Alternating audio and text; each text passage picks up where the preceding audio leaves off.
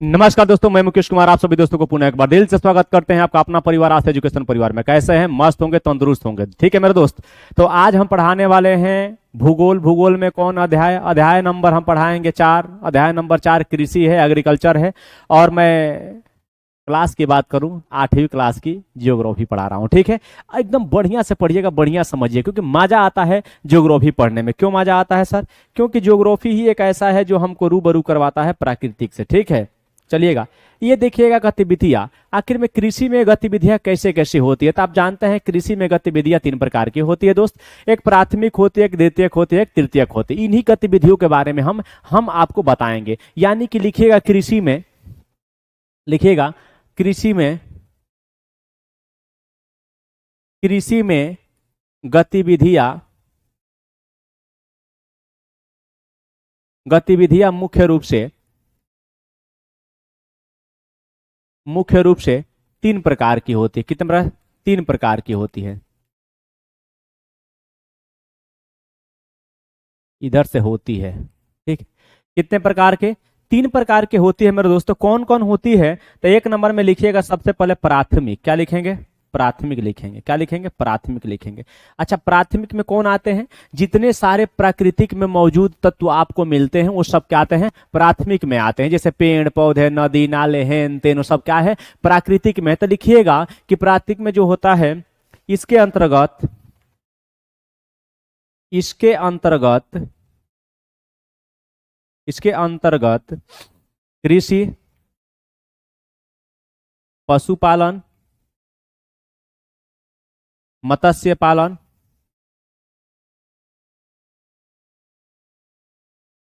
पालन इत्यादि आते हैं। कलम दो जी। क्या करते हैं? इत्यादि आते हैं। एक बात याद रखना है, ठीक है? यानी कि पेड़ पौधे भी आएंगे, मिट्टी भी आएगी, ये सब भी आएगी। तो कहेंगे जी सर आएगी। लेकिन इसी के अंतर्गत अगर मैं द्वितीय की बात करता हूं, द्वितीय की मैं बात करूं, द्वितीय क्षेत्र की मैं बात करूं, द्वितीयक, तो द्वितीयक क्षेत्र में कौन आ जाते हैं? तो लिखिएगा जब, जब मनुष्य, जब मनुष्य प्राकृति के चीजों को, प्राकृति के चीजों को अपने उपयोगिता के अनुसार,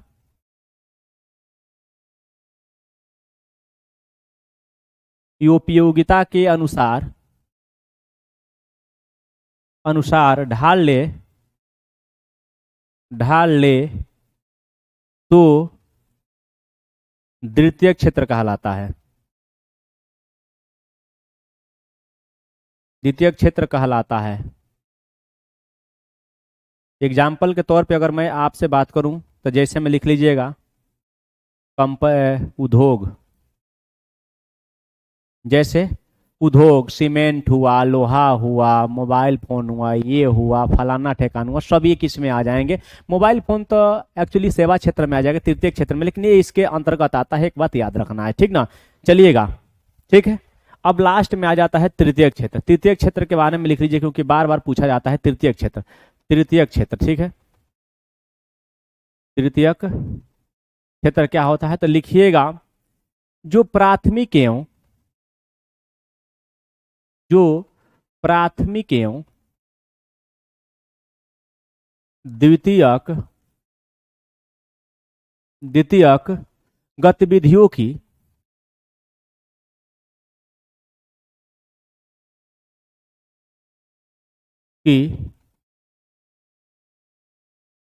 गतिविधियों की सहायता करता है, की सहायता प्रदान करती है,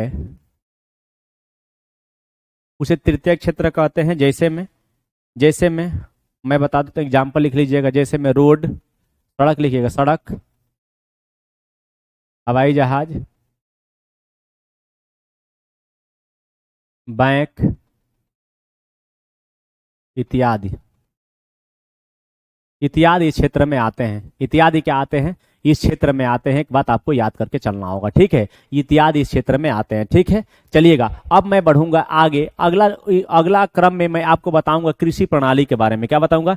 कृषि प्रणाली। अच्छा, कृषि प्रणाली क्या होता है? तो कृषि प्रणाली के अंतर्गत जो हम अपना मूलभूत आवश्यकताओं को पूरा करने के लिए जो जो हम चीजों को, जैसे कृषि करना है तो जो जो चीजों को हम प्रयोग करते हैं वो कृषि प्रणाली के अंतर्गत आता है। जैसे अगर हमें बीज चाहिए, मशीनरी चाहिए, ये उपयोग करेंगे तो ये इनपुट में आ जाएगा। इनपुट में हमको क्या क्या चाहिए? तो सबसे पहले इनपुट में हमको क्या चाहिए? एक बीज चाहिए, एक उर्वरक चाहिए, एक मशीनरी चाहिए जो हमको खेत को जोत दे, और हमें मजदूरी चाहिए, ठीक है। दूसरा में क्या कहेंगे? दूसरा में कहेंगे कि हमको जुताई करना है, बुआई करना है, सिंचाई करना है और कटाई करना है। जैसे कि ये प्रक्रियाएं होती है या संचालन होता है जिसके अंतर्गत किया जाता है, और आउटपुट में क्या होता है? वही अनाज हमको मिल जाता है, फसल, ऊन, डेयरी मिल जाता है। इसको 3 प्रकार में बांटा गया है। सबसे पहले में लिखिएगा इनपुट होता है। इनपुट में कौन कौन से आता है? तो लिखिएगा इसके अंतर्गत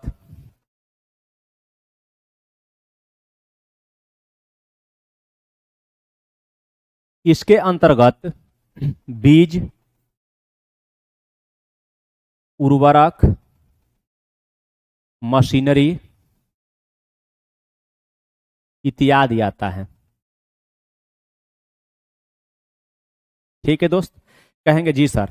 अगला अगर क्रम में मैं बात करूं आप लोगों से, अगला क्रम में मैं बात करूं तो अब है प्रक्रियाएं या संचालन। प्रक्रियाएं, प्रक्रियाएं या संचालन, इसके अंतर्गत क्या आता है? तो कृषि में हम क्या कर सकते हैं सर? तो कृषि में हम एक ही बात करेंगे, जुताई करेंगे, जुताई के बाद क्या करेंगे? बुआई करेंगे, अब बुआई के बाद क्या करेंगे? सिंचाई करेंगे। सिंचाई ना करेंगे, बात खत्म हो गया। उसके बाद फसल हो जाएगा, उसके बाद क्या हो जाएगा? फसल हो जाएगा, ठीक है। अंतिम रूप से अगर मैं कहूं आप लोगों से कि आउटपुट में हमको क्या मिलता है, तो आउटपुट में क्या मिलेगा? आउटपुट में क्या मिल सकता है? तो आउटपुट में जो मिलेगा वो देख लीजिएगा कि आउटपुट में मुझे ये मिल सकता है। पहला मिलेगा आउटपुट में क्या मिलेगा? फसल मिल जाएगा। फसल में क्या मिलेगा? अनाज मिल जाएगा, ऊन मिल जाएगा, जहां लगाएंगे वहां मिलेगा, ऊन मिल जाएगा, और कपास मिल जाएगा, सन मिल जाएगा, पटसन मिल जाएगा। इस तरीका से बहुत सारा उपचार मिल जाता है। डेयरी भी मिल जाता है, डेयरी में दूध भी मिल जाता है, जैसा आप लगाएंगे वैसा पाएंगे। डेयरी भी मिल जाता है क्या मिल जाता है? डेयरी भी इस तरीका से मिल जाता है। एक बात याद रखना है, ठीक ना, एक बात क्या करना है, याद करके चलना, इसमें और कुछ नहीं। ये प्राथमिक सेक्टर में आता है। किस सेक्टर में आता है? प्राथमिक सेक्टर में आता है। 50 से अधिक कार्यरत लोग अभी वर्तमान में इसमें पाए जाते हैं, ठीक है। स्थल कृषि, मिट्टी एवं जलवायु मुख्य रूप से इसको प्रभावित करने वाले होते हैं। क्या होते हैं? कृषि प्रणाली में क्या क्या और आता है तो लिख लीजिएगा। कृषि प्रणाली के अंतर्गत और क्या क्या आते हैं तो लिख लीजिएगा। एक आता है जलवायु, जलवायु आ जाएगा, स्थल कृषि आ जाएगा, जिस पर निर्भर करता है जलवायु, स्थल कृषि, ठीक है। जलवायु, स्थल कृषि, और इसके अंतर्गत मिट्टी भी कुछ आ जाती है। क्या आ जाती है? मिट्टी भी आ जाती है, जो इस पे क्या करता है? निर्भर करता है। मिट्टी भी आ जाती है, इस पे निर्भर करता है। अब थोड़ा सा मैं यहां से लिखना चालू करूंगा, याद रखिएगा, ठीक है। इसको क्या बोलते हैं? इसको और भी कई क्षेत्रों में बांटा गया, ठीक है। इसे श्रम और तकनीकी के आधार पर कई क्षेत्रों में बांटा गया है। किस क्षेत्र में बांटा गया है? तो श्रम और तकनीकी के आधार पर इसे कई क्षेत्रों में बांटा गया है, ठीक। आप कहेंगे कैसे सर? आप कहेंगे कैसे सर बांटा जाता है? तो मैं कहूंगा कि बांटा जाता है बाबू, एक एक चीज को देखेंगे। जैसे कि एक पहला वहां देख रहे होंगे निर्वाह कृषि लिखा हुआ है। क्या लिखा हुआ है? वहां पे निर्वाह कृषि लिखा गया। थोड़ा सा हमको टाइम दीजिए।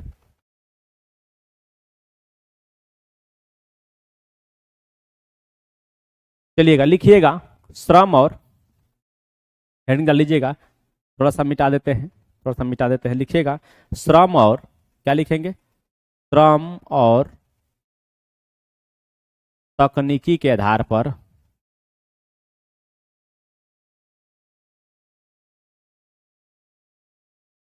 तकनीकी के आधार पर इसे 2 भाग में बांटा जाता है। एक भाग होता है निर्वाह कृषि, और एक होता है सर वाणिज्य कृषि। क्या होता है? वाणिज्य कृषि, ठीक है। निर्वाह कृषि और वाणिज्य कृषि। सबसे पहले निर्वाह कृषि को देख लेते हैं, बाद में वाणिज्य कृषि को देखेंगे। सबसे पहले निर्वाह कृषि को ये देख लीजिएगा। यह जीवन यापन के लिए होता है, ठीक है। लिखिएगा यह गहन निर्वाह कृषि है, गहन निर्वाह कृषि है, ठीक है। निर्वाह कृषि है, आदिम निर्वाह कृषि है, इसके प्रकार जो होते हैं, आदिम निर्वाह कृषि है, इसके प्रकार हैं, निर्वाह कृषि है, ठीक है, और अस्थानांतरित कृषि है। क्या है? अस्थानांतरित कृषि है। ये सब कृषि के प्रकार है। किसके प्रकार से प्रकार है? यानी कि निर्वाह कृषि के जो प्रकार है, एक गहन कृषि, गहन निर्वाह कृषि है, आदिम निर्वाह कृषि है, और अस्थानांतरित कृषि है। क्या है? अस्थानांतरित कृषि है, ठीक है। ये इसका मतलब ये हुआ कि आप सबसे पहले किसके बारे में पढ़ेंगे? तो ये, ठीक, अगर मैं कहूं तो यह जहां जहां हरियर हरियर दिख रहा है, ये गहन कृषि वाला क्षेत्र है। देखो भारत में, पूरा भारत में गहन कृषि होता है, ये वाला पूरा देखो, ये है, ये ऑस्ट्रेलिया है, अफ्रीका में कहीं छिटपुट होता है, उत्तरी अमेरिका में ये छिटपुट होता है, ठीक है। सबसे ज्यादा अगर कहीं फसल उगाया जाता है तो हमारे यहाँ उगाया जाता है, ये बात आपको याद रखना होगा, ठीक है। ये बात आपको कहीं ना कहीं से याद रखना होगा, ठीक है। चलिएगा, कुछ मिस्टेक हो गया है, थोड़ा सा हमको वक्त दीजिए, नहीं ये सुधर नहीं रहा है।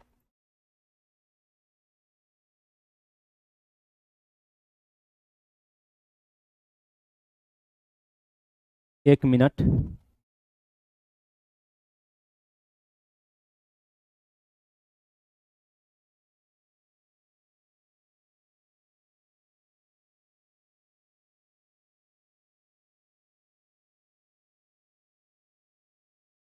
चलिए, हो गया। क्या हो गया? हो गया, मिल गया जो मिलना था, ठीक है। जो मिलना था वो मिल गया, कोई टेंशन वाली बात नहीं है, ठीक है। अगला क्रम में क्या लिखा गया है? अगला क्रम में लिखा गया भैया ये कि वाणिज्य कृषि क्या होती है। देखिए, वाणिज्य कृषि कभी भी व्यापार के नजर से की जाती है। क्या? कभी भी व्यापार के नजर से की जाती है, यानी कि बाजार में विक्रय हेतु इसका उत्पादन किया जाता है। तो लिखिएगा, इसका प्रयोग, इसको इसको बाजार में बेचने के लिए किया जाता,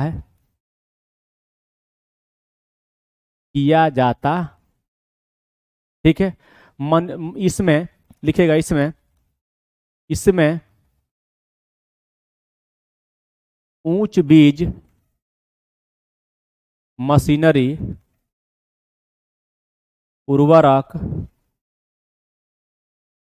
का प्रयोग किया जाता है, ताकि जितना जल्दी उत्पादन ज्यादा होगा उतना ही काम होगा, ठीक है। इसके प्रकार में दो प्रकार के आते हैं। इसके प्रकार लिखेगा, इसके प्रकार कितने होते हैं? इसके प्रकार भी दो होते हैं। एक होता है मिश्रित, एक होता है मिश्रित मिश्रित अरे यार, ठीक है। अगर मैं दूसरा कहूं तो ये होता है आपका अनाज कृषि। क्या होता है? अनाज कृषि। अनाज कृषि, यह इसके दोनों क्या है? यह दोनों इसके अवयव हैं। क्या है? दोनों दोनों इससे क्या है भैया? अवयव हैं। एक बात याद रखना, ठीक ना।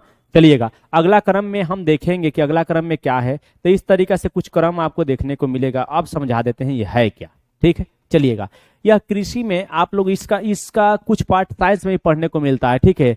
ठीक है, पीसी कल्चर है ना, पीसी कल्चर, मत्स्य पालन, इस तरीका से है। मान लीजिए कि पीसी कल्चर मत्स्य पालन हो जाएगा, एग्रीकल्चर कृषि हो जाता है, सेरीकल्चर रेशम कीट उत्पादन होता है, हॉर्टिकल्चर बागवानी या सब्जी उद्यान होता है, ठीक है। इसी तरीका से कह रहा है कि सब में एग्री लगा दीजिए, और सेरी, पीसी, बीटी और हॉर्टी। देखिए, जैसे एग्रीकल्चर है, एग्रीकल्चर कृषि के लिए जाना जाता है, सेरीकल्चर रेशम उत्पादन के लिए जाना जाता है, और ये पीसी जो कल्चर है, पीसी कल्चर मत्स्य उत्पादन के लिए जाना जाता है, और बीटी कल्चर अंगूर के खेती के लिए, और हार्टिकल्चर जो होता है उद्यान और वाणिज्यिक उपयोग के लिए सब्जी, फूलों और फलों को उगाने के लिए जाना जाता है। इसके लिए ये सवाल पूछा जाता है बार बार। यदि आप फिर भी इसके बारे में नहीं पढ़ पाते हैं, फिर भी इसके बारे में नहीं बता पाते हैं, तो बड़ी शर्म की बात हो जाएगी, ठीक है। यह एनसीईआरटी की एक खूबसूरती है जो इतना आपको जानना चाहिए, ठीक है। चलिएगा, इस प्रकार के कुछ आपको देखने को मिल रहे हैं। क्यों देखने को मिल रहे हैं? देख लीजिए, कह रहा है कि सबसे पहले यदि हमें कृषि करना है, क्या करना है? कृषि करना है, तो उसके लिए क्या चाहिए? ये एक इंसान है, अपने खेत के लिए सबसे पहले इसको क्या चाहिए? सबसे पहले इसके लिए एक हमको बीज चाहिए। क्या चाहिए? हमको बीज चाहिए, ठीक है। बीज चाहिए, फिर मशीनरी चाहिए, उसके बाद रसायन चाहिए छिड़कने के लिए, उसके बाद लास्ट में जाकर हमको क्या मिल जाएगा? फसल मिल जाएगा। लेकिन हम किसान के बेटे हैं तो हम जानते हैं सबसे पहले खेत हमारे पास होना चाहिए। खेत को जोतवाएंगे, खेत को उसमें खाद छिड़केंगे, उसके बाद उसको हेंगवाएंगे, उसके बाद बीज डालेंगे, फिर जोतवा के फिर हेंगवाएंगे, उसके बाद हमको अंतिम में सिंचाई उचाई करने के बाद हमें फसल मिलेगी, ठीक ना। अच्छा बताइए, ये भौतिक निवेश कौन कौन से होते हैं फसल में? तो सूर्य की प्रकाश किरणें चाहिए ही चाहिए, वर्षा चाहिए चाहिए, तापमान बढ़िया चाहिए, मृदा भी चाहिए और ढाल भी होना चाहिए। ठीक है, तो अब जाके आपको किसी तरीका से फसल मिलता है, यानी कि 6 महीना बाद हमको ये धान जो बोए हैं 6 महीना बाद हमारे घर में धान आएगा। ठीक है, चलिए अब है इसमें, एक है गहन निर्वाह कृषि और एक है भैया आदिम निर्वाह कृषि। यानी एक है गहन निर्वाह कृषि, क्योंकि ये तो निर्वाह कृषि का है, यह निर्वाह कृषि का दोनों रूप है, यह निर्वाह कृषि का दोनों ही रूप है। ठीक है, निर्वाह कृषि कब किया जाता है? तो यह परिवार को जीवित रखने के लिए किया जाता है। लिख लीजिए निर्वाह कृषि में, लिखिए यह परिवार, यह परिवार के जरूरतों को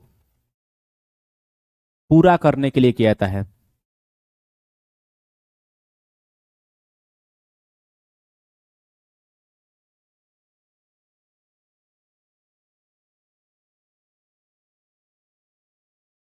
यह परिवार के जरूरतों को क्या करने के लिए किया जाता है? पूरा करने के लिए किया जाता है। एक बात याद रखना है, कहेंगे ठीक, लेकिन याद रखिएगा इसमें जो सदस्य की संख्या होती है ज्यादा होती है। कोरोना में देखिएगा बहुत सारे लोग आ गए थे ना, तब बहुत सारा लोग आ जाते हैं। तो लिखिएगा इसमें इसमें आवश्यकता से ज्यादा लोग होते हैं, माने कार्यरत होते हैं, माने आवश्यकता से ज्यादा लोग इसमें क्या करते हैं? कार्य करते रहते हैं, जिसका कोई काम ही ना है, जिसका कोई काम ही ना है। ठीक ना, ये जिसका कोई काम ना है। ठीक है, अब इसमें याद रखिएगा इसमें निम्न प्रकार के तकनीकों का उपयोग किया जाता है। क्या होता है इसमें? इसमें निम्न प्रकार के तकनीकों का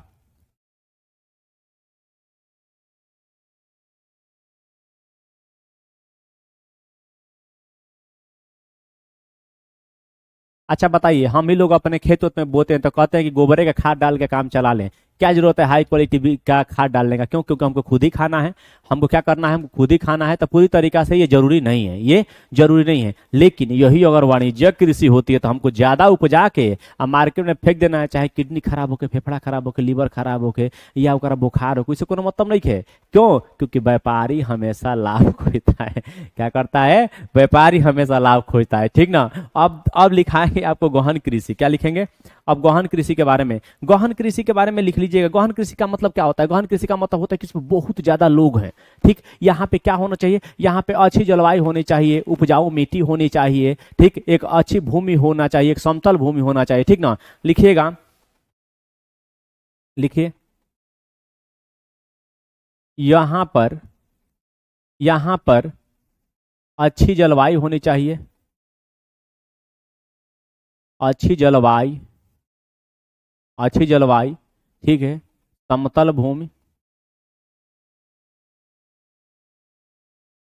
भूमि होनी चाहिए। अच्छा, समतल भूमि नहीं होगा तो हम लोग बढ़िया से उपजाऊ कर पाएंगे? नहीं, नहीं कर पाएंगे। मिट्टी की उर्वरता बनी रहनी चाहिए, माने मिट्टी उपजाऊ होनी चाहिए। क्या होना चाहिए?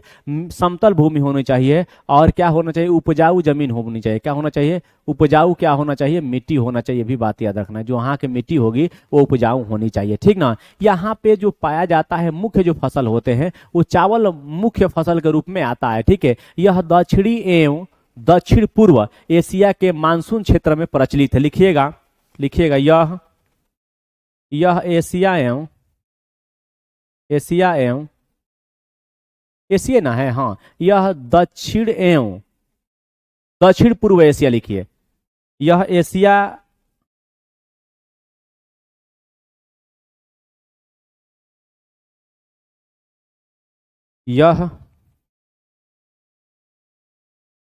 यह दक्षिण एवं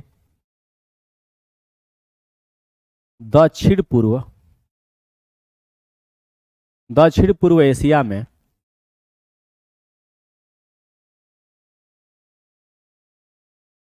क्या है? प्रचलित है। दक्षिण पूर्व एशिया में प्रचलित है। यहाँ की मुख्य जो फसल है, यहाँ की जो मुख्य फसल है वो क्या है? चावल है। लिख लीजिएगा, चावल लिखना उचित ना है, धान लिख लीजिएगा, धान। ठीक है, क्या है? धान यहाँ का मुख्य फसल है। एक बात याद रखना है, ठीक ना, एक बात याद रखना है। अब हम थोड़ा सा हट जाते हैं, स्क्रीनशॉट लीजिएगा, उसके बाद आगे चलेंगे। ठीक है, चलिएगा। अब एक बात बताइए, यहां पर आप देख रहे हैं आदिम निर्वाह कृषि। आदिम निर्वाह कृषि को दो भागों में बांटा गया। कितने भाग में? दो भाग में। कौन कौन से भाग में बांटा गया है? एक भाग में बांटा गया है जिसको हम लोग कहते हैं स्थानांतरित कृषि। स्थानांतरित कृषि या झूम कृषि, आप लोग नाम सुने होंगे, ठीक है। एक को बांटा गया है इसमें चलवासी कृषि। चलवासी मतलब एक जगह से दूसरे जगह पे चल के जाने वाला। तो चलवासी में क्या होते हैं? तो चलवासी में पशु होते हैं। क्या होते हैं?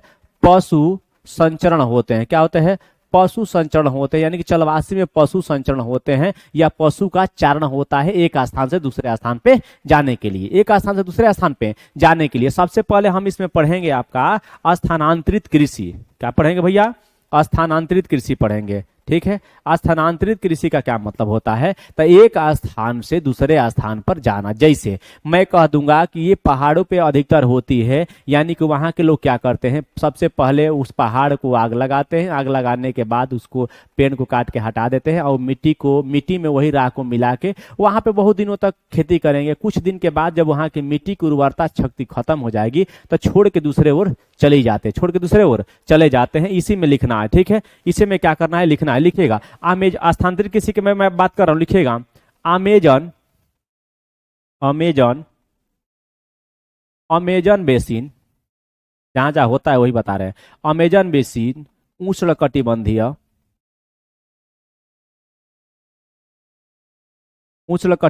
अफ्रीका वाला क्षेत्र में होते हैं। अफ्रीका, दक्षिण पूर्व एशिया,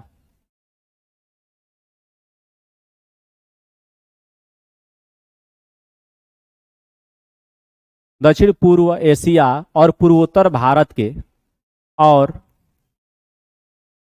पूर्वोत्तर भारत माने असम मेघालय त्रिपुरा, पूर्वोत्तर भारत के कुछ क्षेत्रों में प्रचलित है। क्या है? प्रचलित है, याद रखना है, ठीक ना। अब ये नहीं लिखवाएंगे कि एक पेड़ को काटा जाता है, काटने के बाद वहां के जमीन को जलाया जाता है, राख को छीटा जाता है, उसमें फसल उगाया जाता है। ये सब हमको लिखवाने की जरूरत नहीं है, ठीक ना। इसे श्लेष और वर्ण कृषि भी कहते हैं। लिखिएगा इसे श्लेष प्लस वर्ण कृषि भी कहते हैं।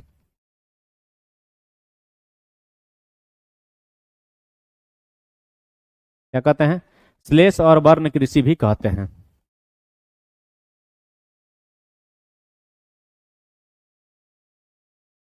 इसे श्लेष प्लस वर्ण कृषि भी कहते हैं। एक बात याद रखना है, यहाँ पे बहुत ज्यादा फसल होते हैं तो मक्का हो जाएंगे, रतालू हो जाएंगे, आलू हो जाएगा, कसावा सामान्य फसलें। लिखिएगा, यहाँ की सामान्य फसल लिखना चाहें तो लिख लीजिएगा। लिखिएगा सामान्य फसल में सबसे पहले मक्का, रतालू, आलू, कसावा सामान्य फसल है। क्या है? सामान्य फसल है, ठीक है। इसका अन्य नाम क्या होता है? भारत में इसका अन्य नाम जो है, अन्य नाम भारत में इसका झूम कृषि है। क्या है? झूम कृषि है। एक बात याद रखना, ये भी सवाल पूछेगा, झूम कृषि, ठीक है। ये झूम कृषि भारत में इसको कहा जाता है। सबसे पहले जंगल को आग लगाया जाता है, उसके बाद वहां के पेड़ काट के हटाया जाता है, उस मिट्टी में राखी को मिलाया जाता है, उसके बाद वहां पे कृषि किया जाता है, ठीक है। अब है भैया चलवासी कृषि। चलवासी, अच्छा चल वाली मैंने क्या समझ रहे हैं? चलवासी का मतलब होता है एक जगह से दूसरे जगह तक जाके पशुओं को चराना। यानी कि राजस्थान के लोग क्या करते हैं, ऊंटों को एक स्थान से दूसरे स्थान पर ले जाते हैं, ठीक है। ऊंटों को एक स्थान से दूसरे स्थान पर ले जाते हैं। तो यहां से मैं लिखना चालू करूंगा, तो लिख लीजिएगा, इसके बारे में लिखवा रहा हूं, इसके बारे में लिखिएगा। दूध, मांस, ऊन, खाल, मान जो मिलता है वही निकले, खाल, इसके प्रमुख उत्पादक हैं। इसके प्रमुख उत्पादक है, ठीक। यानी कि इससे क्या हो जाते हैं, प्रमुख उत्पादक हैं। एक बात याद रखना है, ठीक ना। आगे लिखिए, भारत में यह कहाँ कहाँ होता है, तो वही गुजरात राजस्थान। भारत में यह गुजरात, भारत में यह गुजरात, राजस्थान, जम्मू कश्मीर में प्रचलित है। क्या है? जम्मू और कश्मीर में जे एंड के में क्या है, प्रचलित है। एक बात याद रखिए, क्या है, प्रचलित है, एक बात याद रखना, ठीक है। चलिएगा आगे आगे लिखिएगा, इन्हीं के बारे में और लिख लीजिएगा।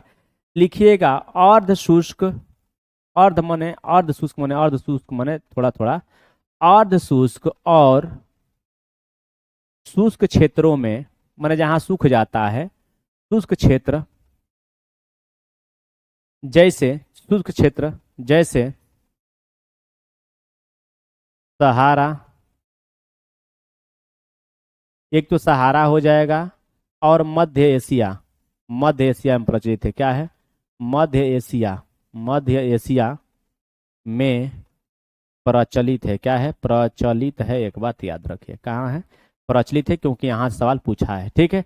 चरवाहे एक स्थान से दूसरे स्थान पर, देख लीजिएगा, भेड़ ओढ़ लेके जाते हैं वहां पे। आप आज भी गांव में देखिएगा तो लोग बहुत जगह से आते हैं, भेड़ लाते हैं, भेड़ लगा के हमारे खेत उत में क्या करते हैं, लगाते रहते हैं। खेत उत में हगवाएंगे तो पैसा भी लेंगे, खाएंगे भी, ठीक है। चलिएगा थोड़ा सा ये देखेंगे कि अलग अलग देशों में इसको किस किस नाम से जाना जाता है। तो सबसे पहले झूमिंग कृषि कहाँ होता है, उत्तर पूर्वी भारत में। लिख लो, झूम कृषि कहाँ जाना जाता है, तो उत्तर पूर्वी भारत में जाना जाता है। और मिल्पा मैक्सिको में, मिल्पा झूम कृषि या स्थानांतरित कृषि को मिल्पा किस देश में कहा जाता है, मैक्सिको में। ये सवाल आपसे पूछेगा, ठीक है।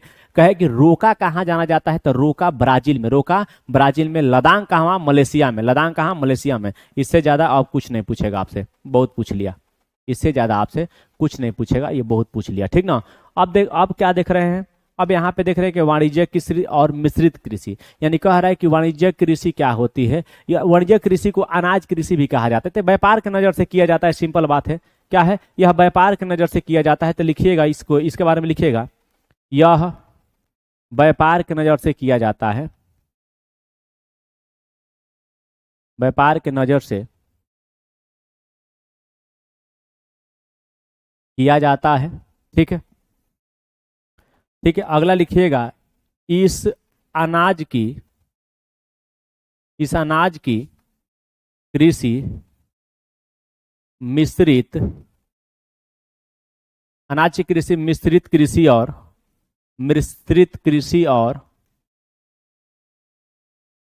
वृक्षारोपण कृषि के रूप में, वृक्षारोपण कृषि के रूप में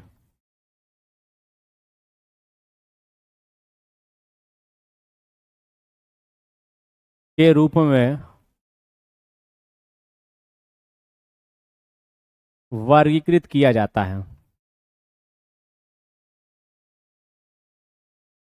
क्या, यानी कि ये जो है ना, इसे अनाज कृषि या मिश्रित कृषि या वृक्षारोपण कृषि के रूप में भी किया जाता है। ये जरूरी नहीं है कि केवल कृषि मतलब कृषि, इसके अंतर्गत पेड़ पौधे भी आ सकते हैं। क्या, इसके अंतर्गत पेड़ पौधे भी आ जाते हैं, एक बात याद रखना है, ठीक ना। इस क्षेत्र के अगर मैं कहूँ तो गेहूं और मक्का जो होता है वो व्यवसायिक पैमाने पर उगाई जाती है। तो लिखिएगा, इस क्षेत्र में गेहूं प्लस मक्का,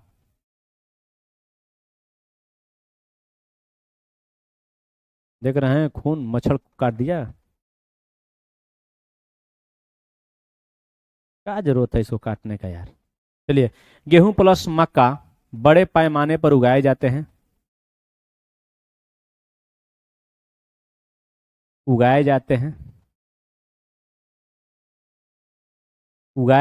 याद रखिएगा। उत्तरी अमेरिका, यूरोप और एशिया, लिखिएगा उत्तरी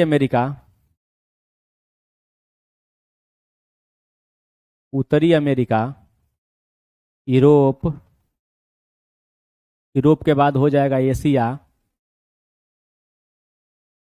के समशीतोष्ण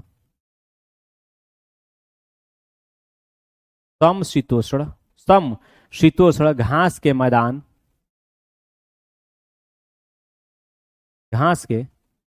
में प्रचलित है।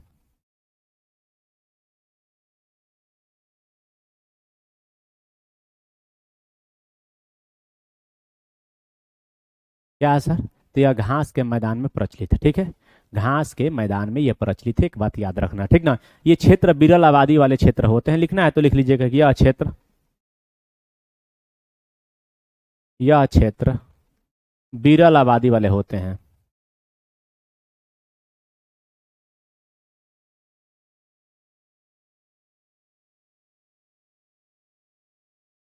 क्या होते हैं? यह क्षेत्र विरल आबादी वाले क्षेत्र होते हैं, एक बात याद रखना है। अब हम चलेंगे अगला में मिश्रित कृषि। मिश्रित कृषि का मतलब होता है एक साथ कई कृषि को मिश्रित कृषि कहा जाता है। ठीक है, लिखिएगा मिश्रित कृषि में क्या होता है, लिखिएगा कृषि के साथ, कृषि के साथ पशुपालन करना मिश्रित खेती कहलाता है।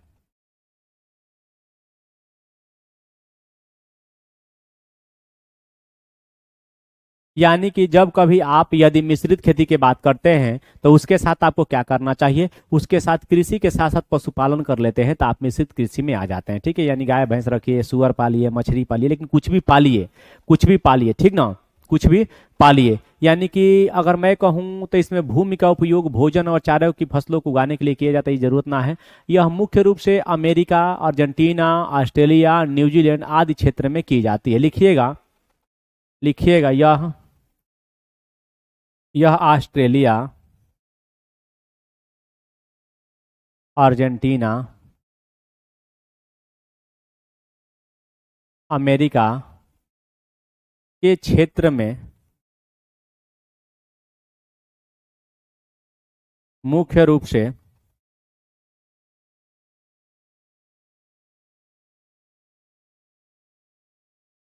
प्रचलित है। बात खत्म करिए, ये खत्म हो गया खेला। आपको बस यही रखना है। आपसे सवाल पूछा कि मिश्रित कृषि कैसे कहते हैं तो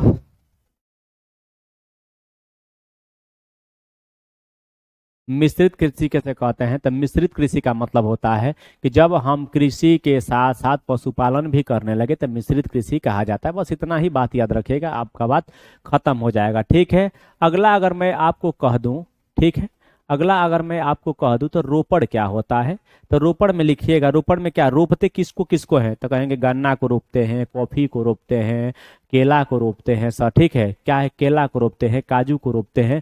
यानी कि ऐसे फसल उगाए जाते हैं, इसमें श्रम और पूंजी दोनों की मांग अधिक होती है। ठीक है, लिखिएगा यह यह एक पौधों को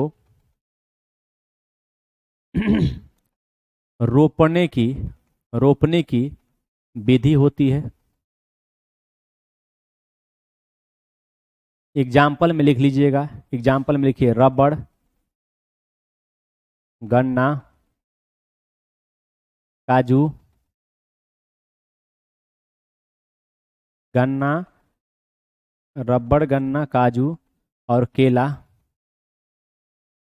इत्यादि। क्या होता है, यह रोपण विधि होता है। इसमें श्रम की आवश्यकता ज्यादा होती है, श्रम और क्या बोलते हैं, पूंजी। लिखिएगा श्रम और पूंजी की आवश्यकता होती है। किसकी किसकी आवश्यकता होती है इसमें, इसमें इसमें श्रम प्लस पूंजी की आवश्यकता होती है।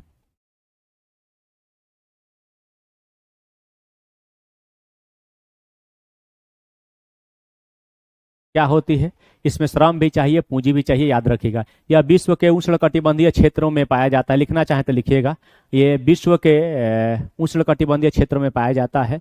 जैसे मलेशिया में रबड़ ज़्यादा होता है और ब्राजील में कॉफ़ी होता है और भारत में गन्ना होता है। ठीक है, लिखिएगा यह उष्णकटिबंधीय क्षेत्र में पाया जाता है। यह उष्णकटिबंधीय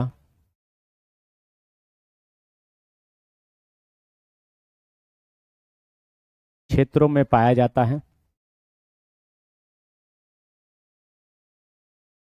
अगर एग्जाम्पल के तौर पे मैं अगर आपको एग्जाम्पल लिख दूं, यहाँ पे एग्जाम्पल एग्जाम्पल लिख दूं, जैसे मलेशिया में रबड़, मलेशिया में क्या मिलता है, रबड़ मिलता है। ठीक है, भारत में क्या मिलता है, तो भारत में गन्ना मिलता है। ठीक है, ब्राजील में क्या मिलता है भैया, ब्राजील में कॉफ़ी मिलता है। बस, ब्राजील में क्या मिलता है, कॉफ़ी मिलता है, याद रखना है। ठीक ना, कॉफी मिलता है। ठीक है, इसमें कुछ खाद्य फसलें होती है, जैसे कि गेहूं होता है, चावल होता है, मक्का होता है, बाजरा होता है। लेकिन नगदी फसल भी कुछ होते हैं, जैसे कि गेहूं, चावल और मक्का और बाजरा दोनों एक ही बात है। ठीक है, चलिएगा अब आगे मैं बताऊं खाद्य फसलों में। खाद्य फसल माने खाने के लिए कौन कौन सा फसल उगाया जाता है, तो सर गेहूं है, चावल है, मक्का है, ये तो सब खाने वाली फसलें है ना, ये तो खाने के लिए उगाया जाता है। बाजरा है, बाजरा है, लिख लेना है तो बाजरा है। ठीक है, बाजरा लिखना है तो लिख लीजिए कि बाजरा है। ठीक है, ये गन्ने की रोपण विधि है। आप देखते हैं गन्ने को काट काट दिया जाता है, और गन्ने को काटने के बाद ये धीरे धीरे क्या होता है, बोया जाता है मिट्टी में। ठीक है, नगदी फसल में भी यही आ जाते हैं, नगदी फसल में भी यही आ जाते हैं, जो व्यापार के नज़र से भी करते हैं तो नगदी फसल में यही आते हैं। गेहूं, चावल, मक्का और बाजरा लिख ले, गेहूं, चावल, मक्का और बाजरा भी नगदी फसल में आते हैं, जो कि हम लोग व्यापार की दृष्टि से भी करते हैं। ठीक है, अब पहला हेडिंग आप डाल लीजिएगा चावल। चावल क्या होता है तो लिखिएगा, यह इसके लिए, इसके लिए धूप प्लस वर्षा की अधिकता होनी चाहिए।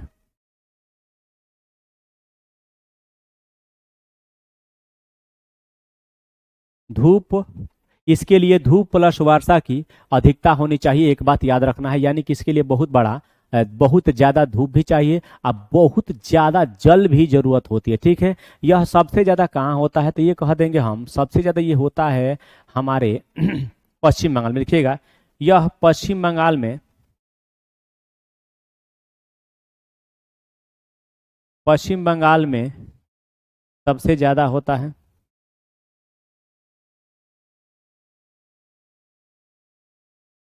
लिखिए, यह खरीफ की फसल है, खरीफ की फसल है। लिखिएगा कि जून जुलाई में बोकर, जून से लेकर जुलाई में बोकर, ठीक है, सितंबर, सितंबर से लेकर अक्टूबर तक काट लिया जाता है। क्या किया जाता है, इसको काट लिया जाता है। एक बात याद रखना है, ठीक ना, क्या किया जाता है, काट लिया जाता है। इसमें आपको कहीं से दिक्कत नहीं होना चाहिए, ठीक ना। ये जलोढ़ मिट्टी में सबसे ज्यादा होता है, जलोढ़ मिट्टी में समन नदियों किनारे सबसे ज्यादा होता है, याद रखना है। चीन, भारत और जापान, श्रीलंका और मिस्र में सबसे ज्यादा होता है। ठीक है, क्या होता है, लिखिएगा, यह जलोढ़ मिट्टी में पाया जाता है, यह जलोढ़ मिट्टी में,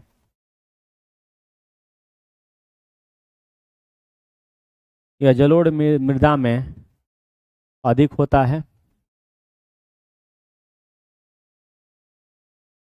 ठीक है, चीन, भारत, श्रीलंका में अधिक मात्रा में पाया जाता है।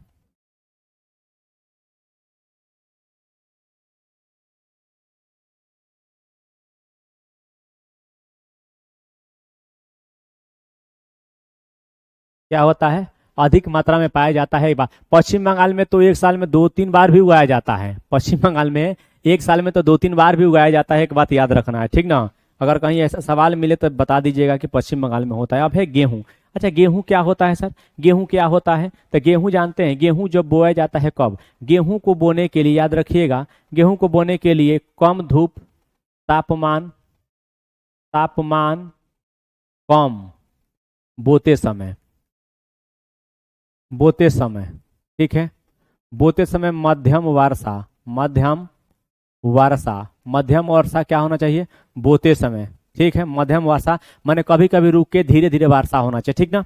चलिएगा, इसको बोया कब जाता है, इसको बोया कब जाता है, अगर कोई आपसे पूछे कब बोया जाता है, तब बोया जाता है इसको अक्टूबर से लेकर नवंबर के बीच में बोया जाता है। और काट कब लिया जाता है तो काटा जाता है इसके मार्च से लेकर अप्रैल के बीच में, मार्च प्लस अप्रैल के बीच में इसको क्या कर लिया जाता है मेरे दोस्त, काट लिया जाता है। ठीक है, तो कहेंगे जी सर समझ में आ गया। ठीक है, चलिएगा यह जो फसल होती है यह रबी की फसल है। किसकी फसल है दोस्त, यह रबी की फसल है, ये भी लिख लीजिएगा। ठीक है, यह रबी की फसल है, ये भी लिख लीजिएगा। भारत में सबसे ज्यादा अगर कहीं होता है तो यह उत्तर प्रदेश में होता है। ठीक है, क्या होता है, उत्तर प्रदेश में होता है। ठीक है, ये सुप वाइट, यह दोमट मिट्टी में सबसे अच्छा होता है। किस मिट्टी में होता है, यह दोमट मिट्टी में सबसे ज्यादा होता है, मिट्टी में सबसे ज्यादा होता है।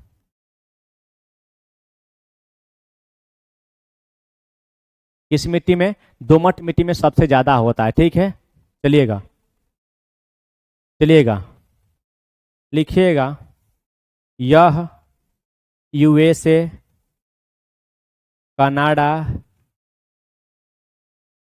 अर्जेंटीना इत्यादि में, इत्यादि में होता है, माने ज्यादा होता है, सिंपल बात है। ठीक है, लिखिएगा भारत में,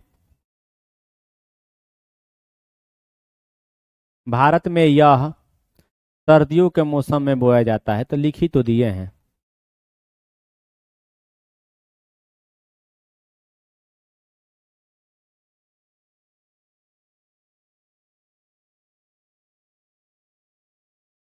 भारत में यह सर्दियों के मौसम में बोया जाता है, एक बात याद रखना है, क्योंकि यहाँ से सवाल बार बार पूछा जाता है, तो कहीं से भी आपका ये नहीं होना चाहिए कि हमको ये नहीं आता है तो ये नहीं आता है। ठीक है, चलिएगा मोटे अनाज पे क्या होता है थोड़ा सा देख लीजिएगा। मोटे अनाज, अच्छा एक बात बता, मोटे अनाज मैंने क्या होता है? बाजरा हो गया, जौ हो गया, ये सब क्या हो, जोन्हरी हो गया, सब क्या है? मोटे अनाज। अब मोटे अनाज कहाँ मिलते हैं? तो सबसे ज्यादा राजस्थान और एरिया में ये मोटे अनाज मिलते हैं। यहाँ पे वर्षा की कम मात्रा होनी चाहिए, लिखिएगा कम वर्षा, उच्च तापमान, कम उपजाऊ भूमि चाहिए। इसके लिए क्या चाहिए? तो लिखिएगा कम वर्षा, कम वर्षा, उच्च तापमान, उच्च तापमान, उच्च तापमान, कम उपजाऊ, कम उपजाऊ भूमि, कम उपजाऊ क्या हो जाएगी? भूमि हो जाएगी, बात खत्म हो गया। ठीक है, चलिए इसमें इसके अंतर्गत फसल कौन सी आती है? फसल तो लिखिएगा ज्वार आ जाता है, ज्वार के बाद आपका बाजरा आ जाता है, बाजरा के बाद आपका रागी आ जाता है, रागी इत्यादि, बस लिख लीजिए इत्यादि। ठीक है, इत्यादि आता है। भारत, नाइजीरिया, चीन और नाइजर, भारत, नाइजीरिया, चीन और नाइजर अत्यधिक उपजाऊ देते हैं। ठीक है, तो लिखिएगा कि भारत, भारत, नाइजीरिया, भारत, नाइजीरिया, चीन, नाइजर इत्यादि विश्व में उत्पादन के लिए जाने जाते हैं।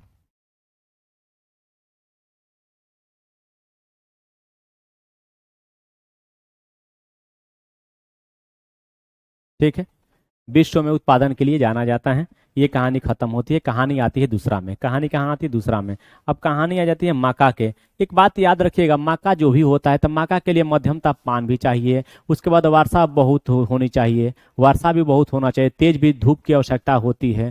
ठीक है, यह भी जो होते हैं ये सुअपवाहित मिट्टी में पाया जाता है। ठीक है, मकई, इसे मकई भी कहा जाता है। अच्छा लिखिएगा, लिखिएगा यह जो होता है, यह जो होता है यह मध्यम तापमान और वर्षा बहुत तेज होनी चाहिए। यह मध्यम, यह मध्यम तापमान के साथ उच्च वर्षा में होता है। ठीक है, हमारे यहाँ इसे मकई कहते हैं, कहते हैं। सबसे ज्यादा कहाँ होता है? सबसे ज्यादा यह अमेरिका में होता है। कहाँ होता है?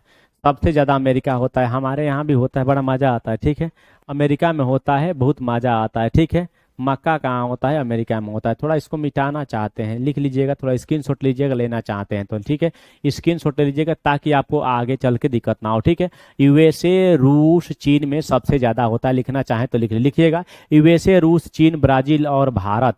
यूएसए लिख लीजिएगा, यूएसए यूएसए लिखे हैं, फिर चीन लिख लीजिएगा, फिर रूस लिख लीजिएगा, फिर भारत लिख लीजिएगा। इसमें सबसे ज्यादा ये पाया जाता है। ठीक है, सबसे ज्यादा ये पाया जाता है। ठीक है, चलिएगा अब मिटा के यहाँ पे थोड़ा कपास के बारे में। कपास बहुत जरूरी है, जानते हैं कपास को महाराष्ट्र में श्वेत स्वर्ण के रूप में जाना जाता है। ठीक है, इसके लिए तेज धूप चाहिए, उच्च तापमान होना चाहिए और हल्की वर्षा होना चाहिए। लमसम में 210 ये होता है ठंड युक्त दिनों में, ये इसके उपज की आवश्यकता होती है। सबसे ज्यादा काली मिट्टी में होती है, बात करते हैं काली और जलोढ़ दोनों, लेकिन काली मिट्टी में सबसे ज्यादा होती है। ठीक है, यूएसए, चीन, भारत, पाकिस्तान आदि प्रमुख इसके कपास उत्पादक देश हैं। ठीक है, सबसे पहले लिखिएगा, सबसे पहले लिखिएगा तेज धूप क्या होनी चाहिए? तेज धूप होना चाहिए। चलो, तेज धूप होना चाहिए, उच्च तापमान होनी चाहिए और हल्की बारिश होनी चाहिए। क्या होनी चाहिए? हल्की वर्षा और 210, ओहो 210 ठंडे युक्त दिन होने चाहिए। दिनों की आवश्यकता होती है, यानी कि 210 दिन में ये होता है।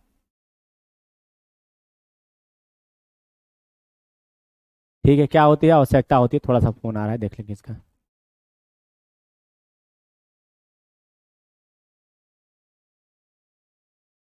हाँ अभिषेक बोलिए, कहाँ है अभी? बारिश हो रहा है? अच्छा आइए। ठीक,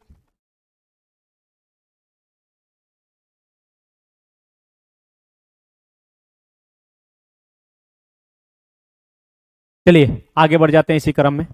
आगे बढ़ जाते हैं इसी क्रम में, याद रखना है सबसे ज़्यादा, अगर आप लोग उससे अगर कहीं कह दे कि सबसे ज़्यादा कहाँ कहाँ होता है, तो यहाँ पे लिख लीजिएगा, एक यूएसए है, यूएसए के बाद चीन है, चीन के बाद आपका इंडिया है, इंडिया के बाद आपका पाकिस्तान है भैया, पाकिस्तान। ये आदि प्रमुख उत्पादक क्या हैं, इसके देश है। ठीक है, चलिएगा आगे बढ़ जाएंगे दोस्त।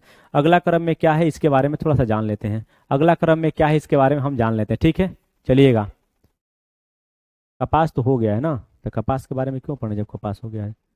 जूट पढ़ना है, क्या पढ़ना है? जूट। क्या पढ़ना है दोस्त? जूट पढ़ना है। ठीक है, चलिए जूट पढ़ लेते हैं कि जूट में क्या क्या होता है। जूट सबसे ज़्यादा पश्चिम बंगाल में पाया जाता है।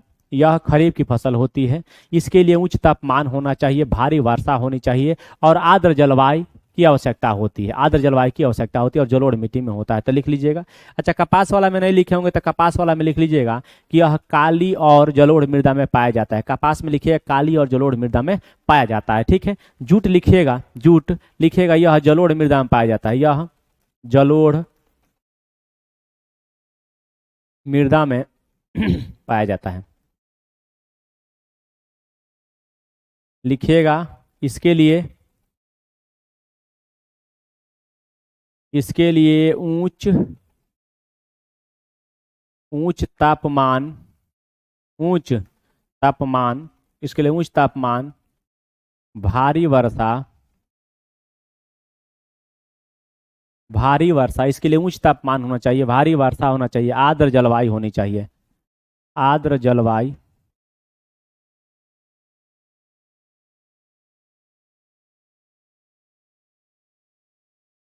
आर्द्र जलवायु होनी चाहिए। सबसे ज्यादा पश्चिम बंगाल में होता है, लिख लीजिएगा। सबसे ज्यादा कहाँ होता है? पश्चिम बंगाल में होता है। ये उष्णकटिबंधीय क्षेत्र में पाया जाता है, लिखना चाहे तो लिख लीजिएगा। इसे गोल्डन फाइबर भी कहा जाता है, लिखिए इसे, इसे गोल्डन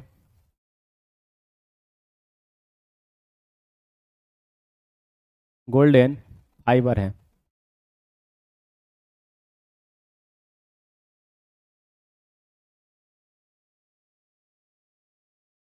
यह उष्णकटिबंधीय क्षेत्र में होता है, यह उष्णकटिबंधीय क्षेत्र में होता है।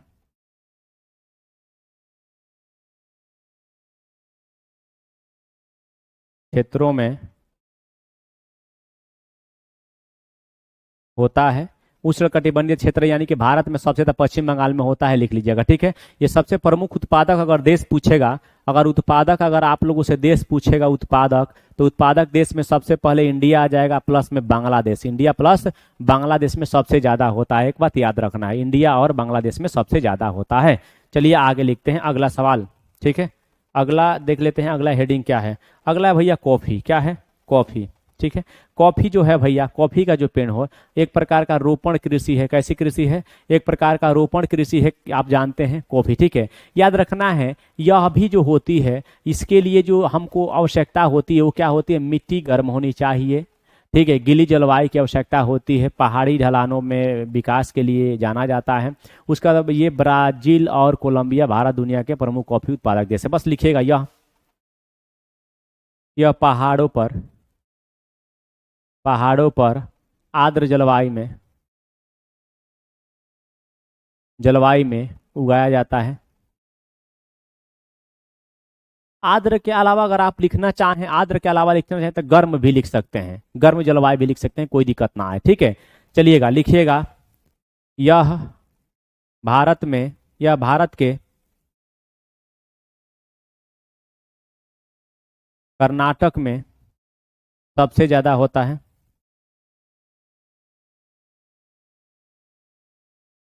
अगर विश्व की बात करें, विश्व में, लिखिए विश्व में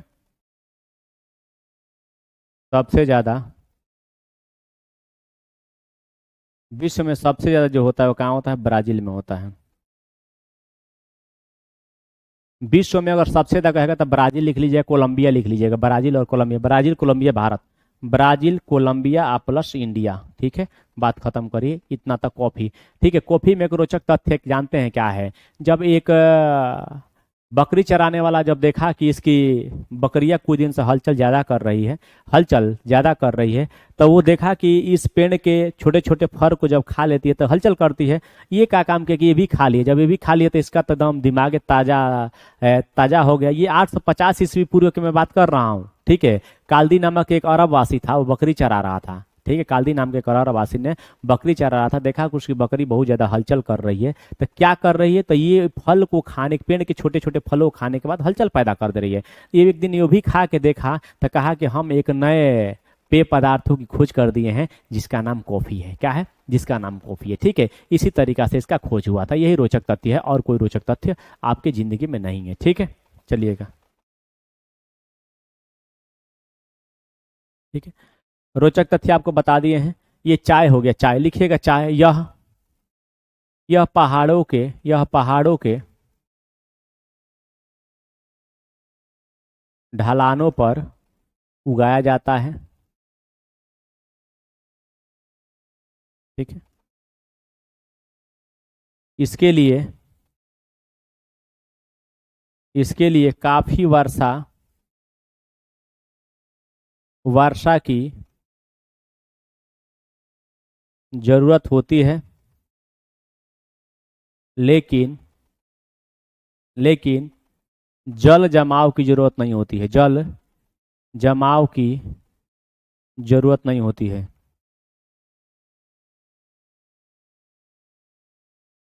क्या है? यह जल जमाव की जरूरत नहीं होती है, बाकी कुछ भी कर लीजिए, ये जल जरूरत की आवश्यकता नहीं रोक पाएगी। लिखिएगा, अत्यधिक श्रम की आवश्यकता होती है। अत्यधिक श्रम की आवश्यकता होती है। आवश्यकता होती है, यानी कि यहाँ पे जो श्रम आपको देखने को मिलेगा, यहाँ पे बहुत ज्यादा श्रम की जरूरत है। क्यों सर होगा? क्योंकि यहाँ पे पत्ती तोड़ना होता है, पत्ती तोड़ने में टाइम लगता है, तो पत्ती तोड़ने के लिए बहुत सारे लोगों की जरूरत होती है। ठीक ना? चलिएगा आगे मैं कहूँ तो यह सबसे ज्यादा केन्या, भारत और चीन, तीन देश लिख लीजिएगा। केन्या, तीन देश लिखे, केन्या प्लस इंडिया और चीन में मुख्य रूप से चाय उगाया जाता है। अब भारत में अगर कहेगा तो भारत में सबसे उच्च कोटि का जो चाय होता है, अगर इंडिया की बात करें, केवल इंडिया की उच्च कोटि की चाय कहेगा तो दार्जिलिंग। क्या कहेगा? दार्जिलिंग कहेगा। उच्च कोटि का कहेगा तब। और सबसे अगर ज्यादा कहेगा कि ज्यादा सबसे ज्यादा कहाँ होता है, तो ये होता है असम में। कहाँ होता है? असम में होता है। यदि अगर दक्षिण भारत में अगर आप लोगों से पूछ देगा कि दक्षिण भारत में सबसे ज्यादा चाय कौन उगाता है, तो दक्षिण भारत में तमिलनाडु हो जाएगा। कौन हो जाएगा? तमिलनाडु हो जाएगा। ये एनसीईआरटी में नहीं है, लेकिन मैं लिखवा देता हूँ। यह एनसीईआरटी का तथ्य नहीं है, लेकिन मैं फिर भी लिखवा देता हूँ। ठीक है, चलिए। कृषि का विकास में सबसे पहले देखेंगे कृषि को, उसके बाद देखेंगे कि भारत में कृषि कैसे कैसे, भारत में क्या है? कृषि। ठीक है, कृषि विकास में क्या होता है भैया? कृषि विकास धीरे धीरे बहुत हो गया है। कृषि विकास का उद्देश्य होता है और कम जगह में बहुत ज्यादा फसल का उत्पादन करना। ठीक है, फसल क्षेत्र में वृद्धि करना होता है, सिंचाई में सुधार करना होता है, उर्वरकों का बेहतर उपयोग करना होता है, अधिक उपज देने वाले बीजों का चुनाव करना होता है। यानी कृषि में क्या करना चाहिए? कृषि के विकास में क्या करना चाहिए? तो लिखिएगा, आधुनिक आधुनिक तकनीकों से तकनीकों का विकास करना चाहिए, विकास करना चाहिए। ठीक, लिखेगा, उन्नत उन्नत बीज का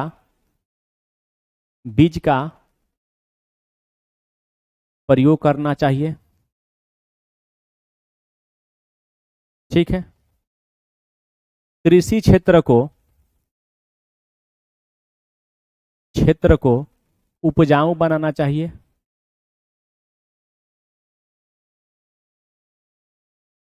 कृषि क्षेत्र को क्या करना चाहिए? उपजाऊ बनाने देना चाहिए। अगर उन्नत किस्म का अगर हम बात करेंगे तो उन्नत किस्म का बीज देंगे तो उन्नत किस्म का मुझे फल भी मिलेगा। याद रखना है सिंचाई में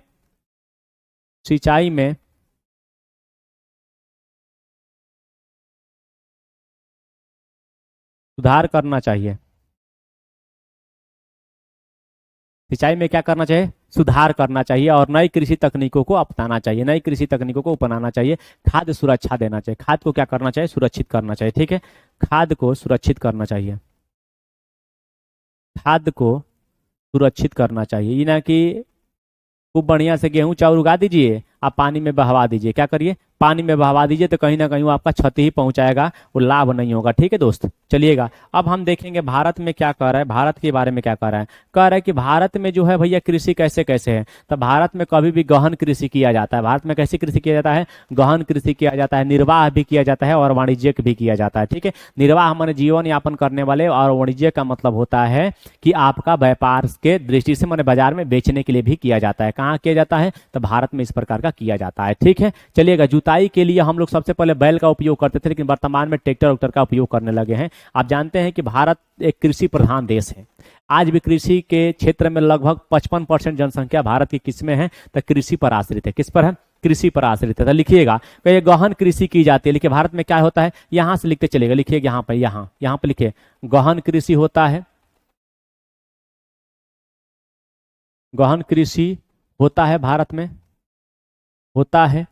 कम भूमि स्वामित्व विशिष्ट खेत का आकार इतना एकड़ होता है। लिखिएगा कम भूमि स्वामित्व विशिष्ट खेत का आकार 1.5 एकड़ होता है। 1.5 एकड़ होता है, एक बात याद रखना है। ठीक है, चलिएगा अगला क्रम में थोड़ा पेन चेंज कर लेते हैं। अब यहाँ पे लिख लीजिएगा ताकि आसानी पूर्वक होगा। लिखिएगा मुख्य जो फसल यहाँ पर होती है वो होती है चावल। भारत में चावल के बाद होती है आपकी गेहूं, और गेहूं के बाद होती है दालें, जो कि हम किसी से मंगाते नहीं हैं, हम इस पर आश्रित हैं, माने हम किसी अन्य देश पर आश्रित नहीं हैं। यह इसमें हम आत्मनिर्भर हैं। क्या है? इसमें हम आत्मनिर्भर हैं, एक बात याद रखिएगा। ठीक है, उस समय हम क्या करते थे? तो उस समय हम जुताई के लिए क्या करते हैं? जुताई के लिए बैलों का प्रयोग करते हैं। किसका? जुताई के लिए बैलों का प्रयोग करते हैं।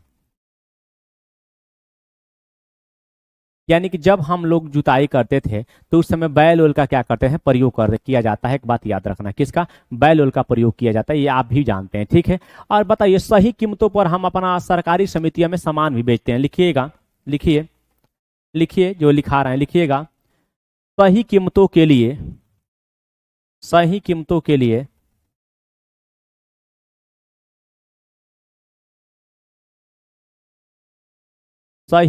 के लिए सरकारी मंडियों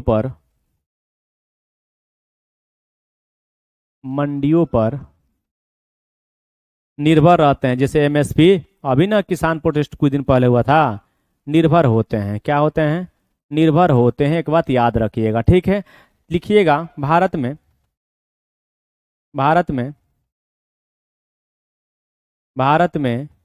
फसल भंडारण की कमी है, जिसके कारण भारत के किसान अपने सामान को कम मूल्य पर बेचने के लिए क्या होते हैं? एकदम मजबूर हो जाते हैं। ये रहा आपकी भारत की कृषि व्यवस्था। अब मैं चलूंगा आगे लेके आपको अमेरिका की कृषि व्यवस्था पर। किसके? अमेरिका की कृषि व्यवस्था और भारत की कृषि व्यवस्था में किस प्रकार से विभिन्नताएं देखने को मिलती है, उस पर देख लीजिएगा। ठीक है, ला दिए तुम प्रिंट आउट कर।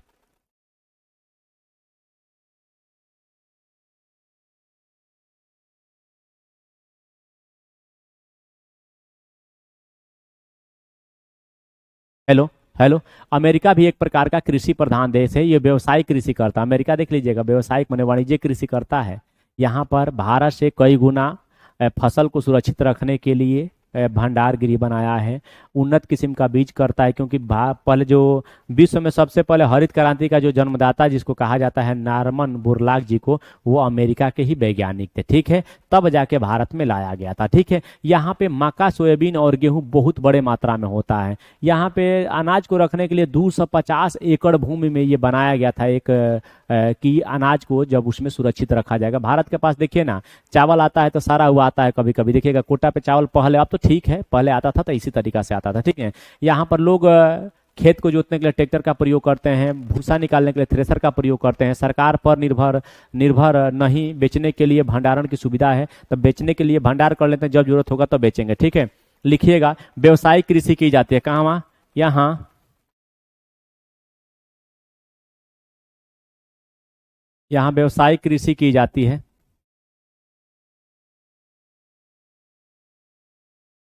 क्या है? यहाँ व्यवसायिक कृषि की जाती है। अधिक भूमि स्वामित्व विशिष्ट खेत का आकार, अधिक भूमि स्वामित्व विशिष्ट विशिष्ट खेत का आकार, खेत का जो आकार होता है वो लमसम में 250 एकड़ का होता है। हमारे यहाँ 1.5, यहाँ पे 250 एकड़ का होता है। ठीक है, थोड़ा सा कलम चेंज कर लेंगे तो और मजा आ जाएगा। ठीक है, आगे लिखिएगा मक्का, सोयाबीन, गेहूं, मक्का, सोयाबीन, गेहूं, मक्का, सोयाबीन, गेहूं और कपास,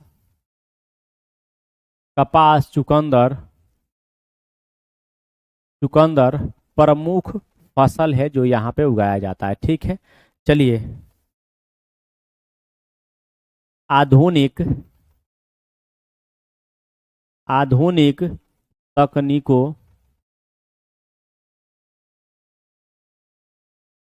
के साथ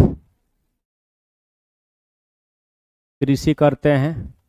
अब ये ना लिखवाए हैं कि बैल के जगह पे ट्रैक्टर का प्रयोग करते हैं, भूसा निकालने के लिए थ्रेसर का प्रयोग करते हैं। आप मेंस थोड़े लिखने जा रहे हैं, इतना बहुत हो जाएगा, मेंस नहीं लिखने जा रहे हैं। ठीक है, चलिएगा लिखिएगा यहाँ पर अन्न भंडार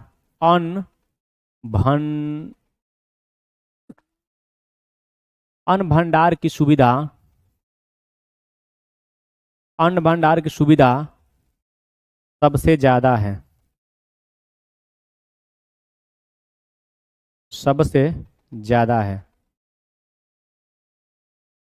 क्या है?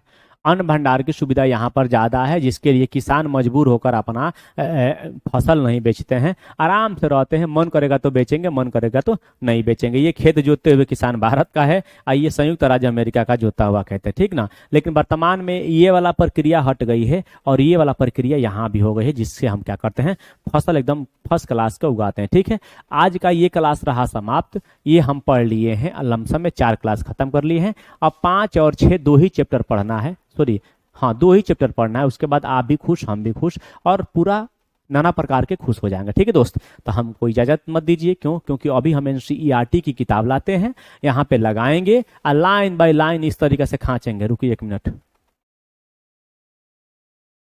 ठीक है, लाइन बाय लाइन लाएंगे और इस तरीके से खांचते रहेंगे एक एक। अगर ये पढ़ लीजिएगा तो यकीन मानिए कभी भी आपको एनसीईआरटी पुनः पढ़ने की जरूरत ना पड़ेगी, मैं वादा करता हूँ। ठीक है, तो हमको 15 सेकंड टाइम दीजिए, मैं लगा देता हूँ तब तक।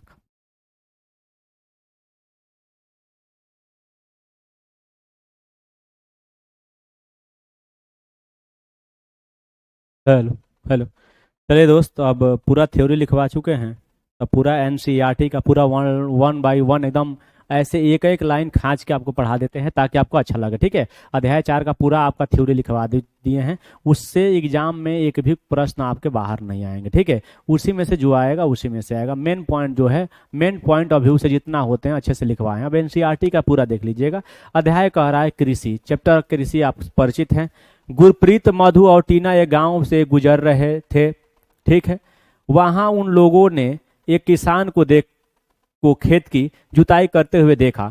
किसान ने लोगों से कहा कि वह गेहूं की बुआई करने जा रहा है और मृदा को अधिक उपजाऊ बनाने के लिए अभी खाद डाला है। उसने बच्चों से कहा कि गेहूं मंडी में अच्छी कीमत पर बिकेगा, जहां से उसे आटे परिवर्तित करके कारखानों में डबल रोटी और बिस्कुट बनाने के लिए ले जाया जाएगा। यानी इसका कहने का मतलब होता है कि किसान रहता है, अपने खेत में कृषि करता है और कहता है कि मैं जो ये उगा के दूंगा आगे जाके रोटी पावरोटी ब्रेड वेड में बदल जाएगा। कर पौधों से प्रसंस्कृत उत्पाद तक के रूपांतरण में 3 प्रकार की आर्थिक क्रियाएं सम्मिलित होती है, प्राथमिक, द्वितीयक और तृतीयक। करे कि मार्केट में जो भी सामान आता है तो प्राथमिक से लेकर तृतीयक तक का उसका सफर तय करना होता है। प्राथमिक क्रियाओं के अंतर्गत उन सभी क्रियाओं को शामिल किया जाता है जिनका संबंध प्राकृतिक संसाधनों के उत्पादक और निष्कर्ष करते हैं। कृषि, मत्स्य और संग्रहण इनके अच्छे उदाहरण हैं। द्वितीय क्रिया इन संसाधनों के प्रसंस्करण से है, मन इन संसाधनों को अच्छी तरीका से मानव उपयोगिता में लाने से है। इस्पात विनिर्माण, डबल रोटी पकाना और कपड़ा बुनना इन क्रियाओं के उदाहरण हैं। तृतीय क्रियाएं प्राथमिक और द्वितीय क्षेत्र को सेवा कार्य द्वारा सहयोग प्रदान करती है। यानी कि जब हमारा कोई सामान होता है, मान लो गेहूं हो गया तो गेहूं से आटा बन गया, तो आटा को अगर मान लीजिए कि पटना से दिल्ली भेजना है तो जिसका हम रास्ते का प्रयोग करेंगे तो भी सेवा क्षेत्र, गाड़ी का प्रयोग करेंगे वो इस सेवा क्षेत्र हो जाएगा। ठीक है। कर यातायात व्यापार बैंकिंग और बीमा विज्ञापन तृतीय क्रियाओं के उदाहरण हैं। कृषि एक प्राथमिक क्रिया है।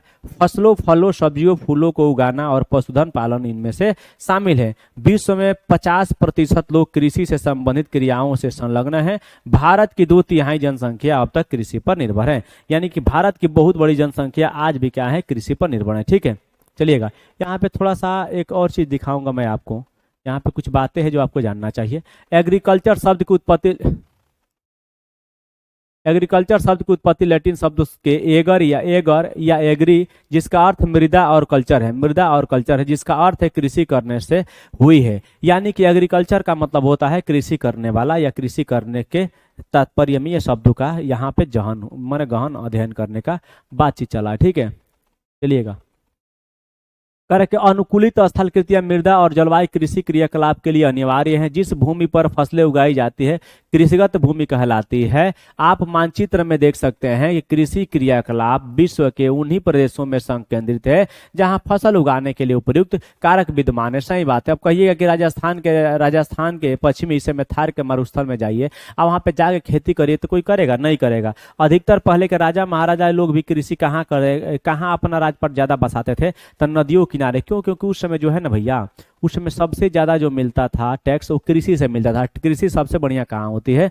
तो नदियों किनारे होती है। एक बात याद रखना, कहाँ होती है? नदियों किनारे होते हैं। ठीक है, ये है आपका पूरा का पूरा मैप, इसको देख लीजिएगा। इससे ज्यादा आपको देखने की जरूरत ना है। ठीक है, चलिएगा। यहाँ पे कुछ बातें थोड़ा जान लीजिएगा, मजा आता है क्योंकि सवाल साइंस में पूछा जाता है। एग्रीकल्चर कृषि कर मृदा की जुताई, फसलों को उगाना और पशुपालन का विज्ञान एवं कला है एवं इससे खेती भी कहते हैं। सेरीकल्चर क्या होता है? रेशम उत्पादन। सेरीकल्चर का मतलब होता है रेशम उत्पादन करने की कृषि को सेरीकल्चर कहा जाता है। और रेशम के कीड़े शहतूत के पेड़ में पाए जाते हैं। रेशम कीटों का वाणिज्यिक पालन यह कृषक की आय में पूरक हो सकते हैं। पिसीकल्चर माने मत्स्य पालन, माने डायरेक्ट कहता है कि मछली पालन को क्या कहते हैं? पिसीकल्चर कहते हैं। विशेष रूप से निर्मित तालाबों और पोखरों में मत्स्य पालन किया जाता है। विटीकल्चर माने द्राक्ष माने अंगूर। विटीकल्चर माने अंगूर की खेती होता है, अंगूरों की खेती होता है। हॉर्टिकल्चर माने सब्जी माने उद्यान या कृषि। कर के वाणिज्यिक उपयोग के लिए सब्जियों, फूलों और फलों को उगाना क्या कहलाता है? तो यह कहलाता है हॉर्टिकल्चर, यानी कि बागानों का अध्ययन हॉर्टिकल्चर। ठीक है, यहाँ पे देखो एग्री मने एग्रीकल्चर, सेरी मने सेरीकल्चर, पीसी मने पीसीकल्चर, विटी मने विटीकल्चर और हॉर्टी मने हॉर्टिकल्चर होता है। ठीक है, ये साइंस में भी आपको पढ़ने को मिला होगा बायोलॉजी वाले चैप्टर में। आगे बढ़े। कृषि तंत्र क्या है भाई? कृषि तंत्र क्या है? कृषि या खेती को एक तंत्र के रूप में देखा जा सकता है। इसके महत्वपूर्ण निवेश बीज, उर्वरक, मशीनरी और श्रमिक, जुताई बुआई, सिंचाई, ये सब इसी के अंतर्गत आता है। आप लोग जानते हैं, नहीं जानते तो अभी जान लीजिए।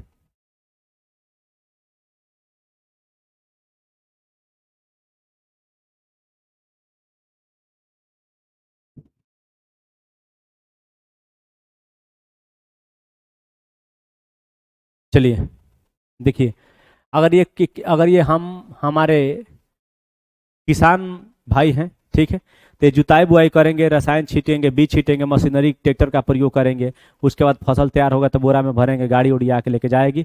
भौतिक निवेश में क्या क्या है, सूर्य की रोशनी चाहिए, वर्षा चाहिए, मृदा अच्छा चाहिए, ढाल चाहिए और तापमान चाहिए, तब जाकर कृषि होगा, तो कृषि बढ़िया से होगी नहीं। ठीक है, धान हुआ, धान है, अब मान लीजिए कि धान है, अगर बारिश नहीं हुई तो धान नहीं होगी, आप भी जानते हैं, हम भी जानते हैं। चलिए, कह रहे सिंचाई, निराई और कटाई इसकी कुछ संक्रियाएं हैं। इस तंत्र के निर्गतों के अंतर्गत फसल, ऊन, डेयरी और कुक्कुट उत्पाद आते हैं। मैंने सिंपल बात है, कृषि के अंतर्गत बहुत प्रकार के उत्पाद आते हैं। कृषि के प्रकार विश्व में विभिन्न तरीकों से की जाती है। भौगोलिक दशा, उत्पाद की मांग, श्रम और प्रौद्योगिकी के स्तर के आधार पर कृषि दो प्रमुख प्रकारों में वर्गीकृत किया गया है। यह है निर्वाह कृषि, मैंने जीवन को यापन करने के लिए जो कृषि किया जाता है, निर्वाह कृषि। और वाणिज्य कृषि मैंने जो व्यापार के नजर से किया जाए उसे वाणिज्य कृषि कहा जाता है। ठीक है, निर्वाह कृषि क्या है, इस प्रकार की कृषि कृषक परिवार की आवश्यकताओं को पूरा करने के लिए की जाती है। पारंपरिक रूप से कम उपज प्राप्त करने के लिए निम्न स्तरीय प्रौद्योगिकी और पारिवारिक श्रम का उपयोग किया जाता है। निर्वाह कृषि को पुनः गहन निर्वाह कृषि और आदिम निर्वाह कृषि में वर्ग किया जा सकता है। आपको बढ़िया से लिखवा दी है, टेंशन नहीं लेना है, नहीं लिखवाए होते तब बढ़िया से सोचते। ठीक है, ठीक है। कह रहा है कि आदिम निर्वाह कृषि में स्थानांतरित कृषि और चलवासी पशुचरण शामिल है। ये सवाल आपसे पूछेगा, मैं बाद में बताऊंगा। आदिम निर्वाह कृषि मतलब होता है स्थानांतरित कृषि और चलवासी पशुचरण। स्थानांतरित कृषि का मतलब होता है बदलते हुए कृषि, आज यहाँ कुछ फसल की उगाए तो कल वहां कुछ फसल उगाए। ठीक है, तो कहेंगे जी सर। अरे झूम कृषि सुने हैं कि ना सुने हैं? चलिए, स्थानांतरित कृषि को अलग अलग देशों में अलग अलग नाम से जाना जाता है। आज बहुत बढ़िया कुछ सीखेंगे। स्थानांतरित कृषि क्या होती है, अमेजन बेसिन के सघन वन क्षेत्र, उष्णकटिबंधीय अफ्रीका, दक्षिणी पूर्व एशिया और उत्तरी अफ्रीका, भारत के भागों में प्रचलित है। ये भारी वर्षा और वनस्पति के तीव्र पुनर्जनन वाले क्षेत्र है। वृक्षों को काटकर और जलाकर भूखंड को साफ किया जाता है, तब राख को मृदा में मिलाया जाता है तथा मक्का, रतालू, आलू और कसाव जैसी फसलों उगाया जाता है। भूमि की उर्वरता की समाप्ति के बाद भूमि छोड़ दिया जाता है और कृषक नए भूखंड की ओर चले जाते हैं। ठीक है, कह रहा है कि जब कृषि के वहां पे मृदा की उर्वरता खत्म हो जाती है, ये लोग आगे चल जाते हैं। स्थानांतरित कृषि को कर्तन एवं दहन, याद रखिएगा, कर्तन माने काट के आग लगा के कृषि के रूप में भी जाना जाता है। ठीक है, चलवासी पशुचरण क्या होता है, एक जगह से दूसरे जगह पे जाके पशु चराने की प्रक्रिया को चलवासी पशुचरण कहा जाता है। सहारा के अर्ध शुष्क और शुष्क प्रदेशों में, मध्य एशिया और भारत के कुछ भागों जैसे राजस्थान, जम्मू और कश्मीर में प्रचलित है। कह रहा है किस प्रकार की कृषि में पशु चारक अपने पशुओं के साथ साथ चारे और पानी के लिए एक स्थान से दूसरे स्थान पर निश्चित मार्गों से घूमते रहते हैं। इस प्रकार की गतिविधि को जलवायु बाधाओं और भूभागों के कारण देखने को मिलता है, यानी कि हर जगह एक जगह जैसा रहता तो नहीं होता। ठीक है, चलिएगा। ठीक है, बाधाओं और भूभाग प्रतिक्रिया स्वरूप उत्पन्न होती है। पशुचारक मुख्यतः भेड़, ऊंट, मवेशी, याक और बकरियां पालते हैं। ये पशुचारकों और उनके परिवारों के लिए दूध, मांस, ऊन, खाल और अन्य उत्पाद उपलब्ध कराते हैं। यानी कह रहा है कि इस तरीके से क्या होता है कि भेड़ चराने वाले मौसम पर भी डिपेंड करता है। और मान लीजिए कि जहां बहुत ज्यादा ठंडी हो जाएगी जम्मू कश्मीर में ऊपरी हिस्सा में, तो क्या करने जाएंगे, ऊपरी हिस्सा में, निचले हिस्सा में उतर जाएंगे। और जब राजस्थान में ज्यादा गर्मी होगी तो क्या करेंगे, ऊपरी हिस्सा में चले जाएंगे। वाणिज्यिक कृषि, कह रहा है कि वाणिज्यिक कृषि में फसल उत्पादन और पशुपालन बाजार में विक्रय हेतु किया जाता है। इसमें विस्तृत कृषि क्षेत्र और अधिक पूंजी का उपयोग किया जाता है। अधिकांश कार्य मशीनों के द्वारा किया जाता है। वाणिज्यिक कृषि में वाणिज्यिक, अनाज कृषि, मिश्रित कृषि और रोपण कृषि शामिल है। यानी कह रहा है कि ये वाणिज्यिक कृषि को व्यापार के नजर से किया जाता है, व्यापार के नजर से किया जाता है।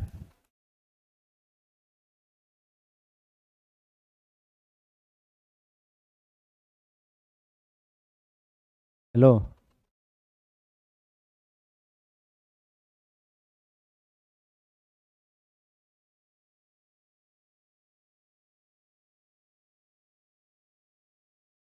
चलिए आगे देख लेते हैं, अगला क्या है। ठीक, कह रहा है कि वाणिज्यिक कृषि, कह रहा है कि वाणिज्यिक कृषि में फसल उत्पादन और पशुपालन बाजार में विक्रय हेतु किया जाता है। इसमें विस्तृत कृषि क्षेत्र और अधिक पूंजी का उपयोग किया जाता है। अधिकांश कार्य मशीनों के द्वारा किया जाता है। ये तो हो गया था ना।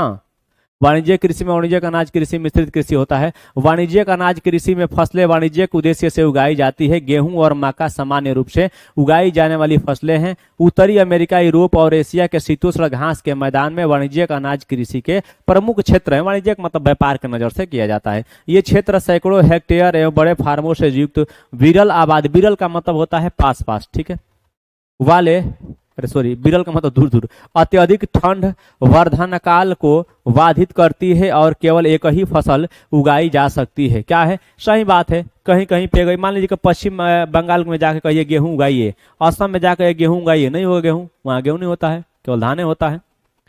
मिश्रित कृषि का मतलब होता है कि मिश्रित कृषि का मतलब होता है भैया कि पशुपालन के साथ साथ कृषि करना मिश्रित कृषि कहलाता है। भूमि का उपयोग भोजन एवं चारे की फसलें उगाने और पशुधन पालन के लिए किया जाता है। यह यूरोप, पूर्वी संयुक्त राज्य अमेरिका, अर्जेंटीना, दक्षिणी पूर्व ऑस्ट्रेलिया और न्यूजीलैंड और दक्षिण अफ्रीका में यह क्या है बाबू, प्रचलित है। क्या है, यह प्रचलित है, ठीक है।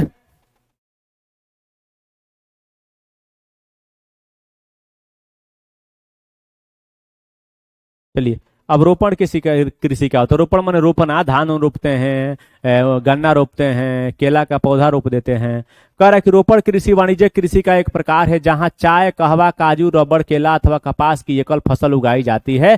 इसमें बृहद पैमाने पर श्रम और पूंजी की आवश्यकता होती है, माने बहुत ज्यादा यहाँ मजदूरों की जरूरत होती है। उत्पाद का प्रसंस्करण खेतों पर ही या निकट के कारखानों में किया जा सकता है। इस प्रकार इस कृषि में परिवहन जाल के विकास की अनिवार्यता होती है, यानी कि जब खेलते में सब कुछ हो जाएगा तो वहां से ढोने के लिए परिवहन की जरूरत होती है। रोपण कृषि के मुख्य क्षेत्र विश्व के उष्णकटिबंधीय प्रदेशों में पाए जाते हैं, यानी कर्क रेखा के नीचे पाए जाते हैं। मलेशिया में रबड़, ब्राजील में कहवा, भारत और श्रीलंका में चाय इसके प्रमुख उदाहरण हैं। यानी कि यह जो रोपण कृषि होती है वो कर्क रेखा और मकर रेखा के बीच में ही पाई जाती है, मैंने 23.5 डिग्री ऊपर और 23.5 डिग्री नीचे। ये गन्ना, ये क्या है, केला है, ये भी रोपण कृषि है।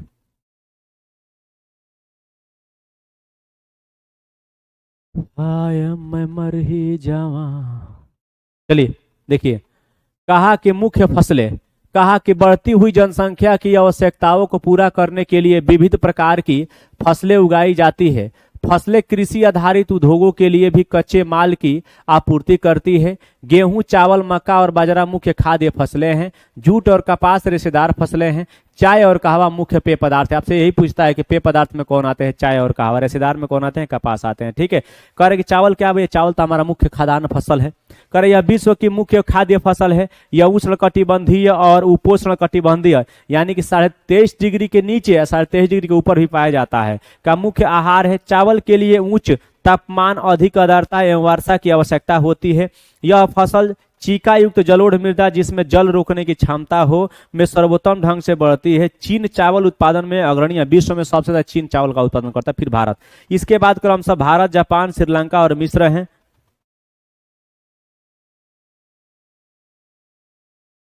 ठीक है, इसके बाद भारत, श्रीलंका, जापान और मिस्र हैं। अनुकूल जलवायु की दशाओं जैसे पश्चिम बंगाल और बांग्लादेश में एक वर्ष में 2 से 3 फसल उगाई जाती है चावल का। यही कारण है कि पश्चिम बंगाल को भारत का चावल का कटोरा कहा जाता है। गेहूं, गेहूं के वर्धन काल में मध्यम तापमान एवं वर्षा और शस्य कर्तन, फसल की कटाई के समय तेज धूप की आवश्यकता होती है। ये हम सब तो देहाती, हमको पता ना है कि कब होता है। विकास सुअपवाहित दोमट मृदा में सर्वोत्तम ढंग से होता है। गेहूं संयुक्त राज्य अमेरिका, कनाडा, अर्जेंटीना, रूस, यूक्रेन, ऑस्ट्रेलिया और भारत में विस्तृत रूप से उगाया जाता है। भारत में यह शीत ऋतु में उगाया जाता है, यानी अक्टूबर नवंबर में बोकर मार्च अप्रैल तक काट लिया जाता है। ये मैं बताऊंगा तभी ये आपको भी पता है, ठीक है। इस तरीके से देख लीजिएगा। गेहूं का शस्य कर्तन होता है, आप देखते हैं कि हार्वेस्टर से काट दीजिए या बड़े बड़े मशीन ला कटवा दीजिए, या हमारे गांव में तो ये हाँ आदमी काटता है और ट्रैक्टर से दमा देता है ताकि भूसा मिल जाए। तब भूसा मिलेगा तो हम लोग खिला देंगे पशु वशु को, ठीक है। चलिए, मिलेट, ये मोटे अनाज के रूप में भी जाने जाती है और कम उपजाऊ तथा बलुई मृदा में उगाई जा सकती है। यह ऐसी फसल है जिसे कम वर्षा और उच्च से मध्यम तापमान तथा पर्याप्त सूर्य प्रकाश की आवश्यकता होती है। ज्वार, बाजरा और रागी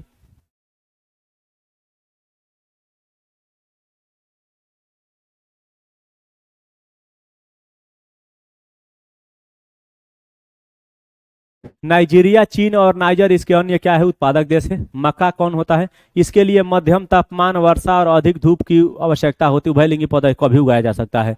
इसे सुअपवाहित उपजाऊ मृदा की आवश्यकता होती है। मक्का उत्तरी अमेरिका, मक्का सबसे ज्यादा उत्तरी अमेरिका में पाई कार्नेसिस की उत्पत्ति होती है। ब्राजील, चीन, रूस, कनाडा, भारत और मेक्सिको में उगाई जाती है। कपास देख लीजिएगा, मक्का आपके सामने होगा। यहाँ एक लड़की जो है मक्का तोड़ रही है, और इधर जो है मक्का को पका के रखा गया, खाइए दबा के।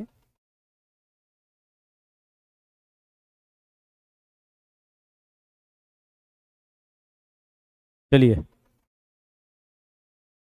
कपास, इसकी वृद्धि के लिए उच्च तापमान, हल्की वर्षा, 200 से 210 पाला रहित दिन और तेज चमकीली धूप की आवश्यकता होती है। यह काली और जलोढ़ मृदा में सर्वोत्तम उगती है। चीन, संयुक्त राज्य अमेरिका, भारत, पाकिस्तान, ब्राजील और मिस्र कपास के अग्रणी उत्पादक है। यहाँ सूती वस्त्र उद्योग के लिए एक महत्वपूर्ण क्या है? कच्चा माल है कपास। देखिए, कपास का जो होता है बनाया जाता है, बहुत चीज महंगा मिलता है सूती उती का, ठीक है, सूती का, ठीक है। यह रोचक तथ्य है। कॉफी के पौधे की खोज, कॉफी के पौधे की खोज जानते हैं क्या हुआ था? कॉफी के पौधे की खोज हुई थी। एक बार एक बकरी चराने वाला ने बकरी चरा रहा था, एक पेड़ पे उसके बकरी जाई, अब वहाँ के पौधे के पत्तियां जब खा लेती है कुछ दाने जैसा, तो उसकी बकरियां बहुत हलचल करने लगती थी। जब हलचल करने लगी थी बकरी, तो देखा कि यार, नोटिस किया कि हमारे बकरी हलचल क्यों कर रही है, कूद फान क्यों कर रही है। एक दिन वो भी उसको खाया, तो खाया तो देखा कर रे रे रे रे, हम भी ताजा हो गए, हमारा भी अंदर से मन क्या होगा, हमारा भी अंदर से मन एकदम ताजेपन हो रहा है, उछल कूद करने का हो रहा है। तब बोला कि ओहो, ये ऐसा पेय पदार्थ है जो क्या होता है, इसको पीने या खाने से इंसान के शरीर में एक अलग से एनर्जेटिक पैदा हो जाता है। ठीक है, चलो यहाँ से कहानी सुना ही देते हैं। कॉफी की खोज के विषय में विभिन्न कहानियां प्रचलित है। 850 में कालदी नामक का एक अरबवासी जो बकरी चराने वाला था, अपनी बकरियों की अनोखी उछल कूद और हरकतों को देखकर परेशान था। एक दिन उसने भी उस सदाहरित पौधे की फलियों को चख कर देखा। उन्होंने उसकी बकरियां प्रतिदिन खाया करती थी। उसने आनंद के भाव का अनुभव करने के बाद अपनी खोज के विषय में संसार को बताया। देख लो, बकरी चराने वाला भी खोज कर रहा है, ये भी देखो ध्यान से। चलिए, कह कि पटसन, करा इसको सुनहरा रेशा, वेरी वेरी इंपोर्टेंट, के रूप में भी जाना जाता है। यह जलोढ़ मृदा में अच्छे ढंग से विकसित होता है और इसे उच्च तापमान, भारी वर्षा और आर्द्र जलवायु की आवश्यकता होती है। यह फसल उष्णकटिबंधीय क्षेत्र में उगाई जाती है। भारत और बांग्लादेश पर्सन में अग्रणीय हैं। सबसे ज्यादा बांग्लादेश करता था, भारत में जब बांग्लादेश था तब, लेकिन अब वर्तमान में भारत करने लगा है। पहले बांग्लादेश पहले भारत का ही ना हिस्सा था।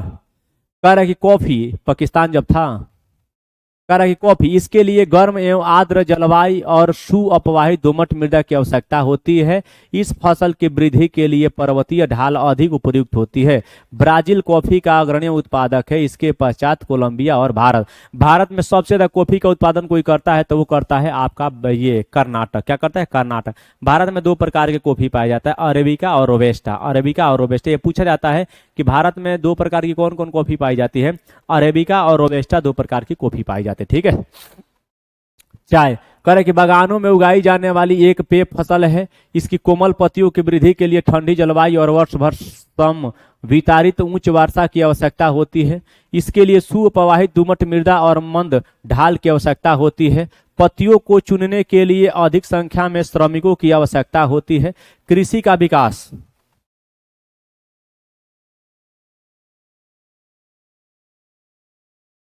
कृषि का विकास कर कृषि विकास का संबंध बढ़ती जनसंख्या की बढ़ती मांग को पूरा करने के लिए कृषि के उत्पादन को बढ़ाने की दिशा में किए जाने वाले प्रयासों से है।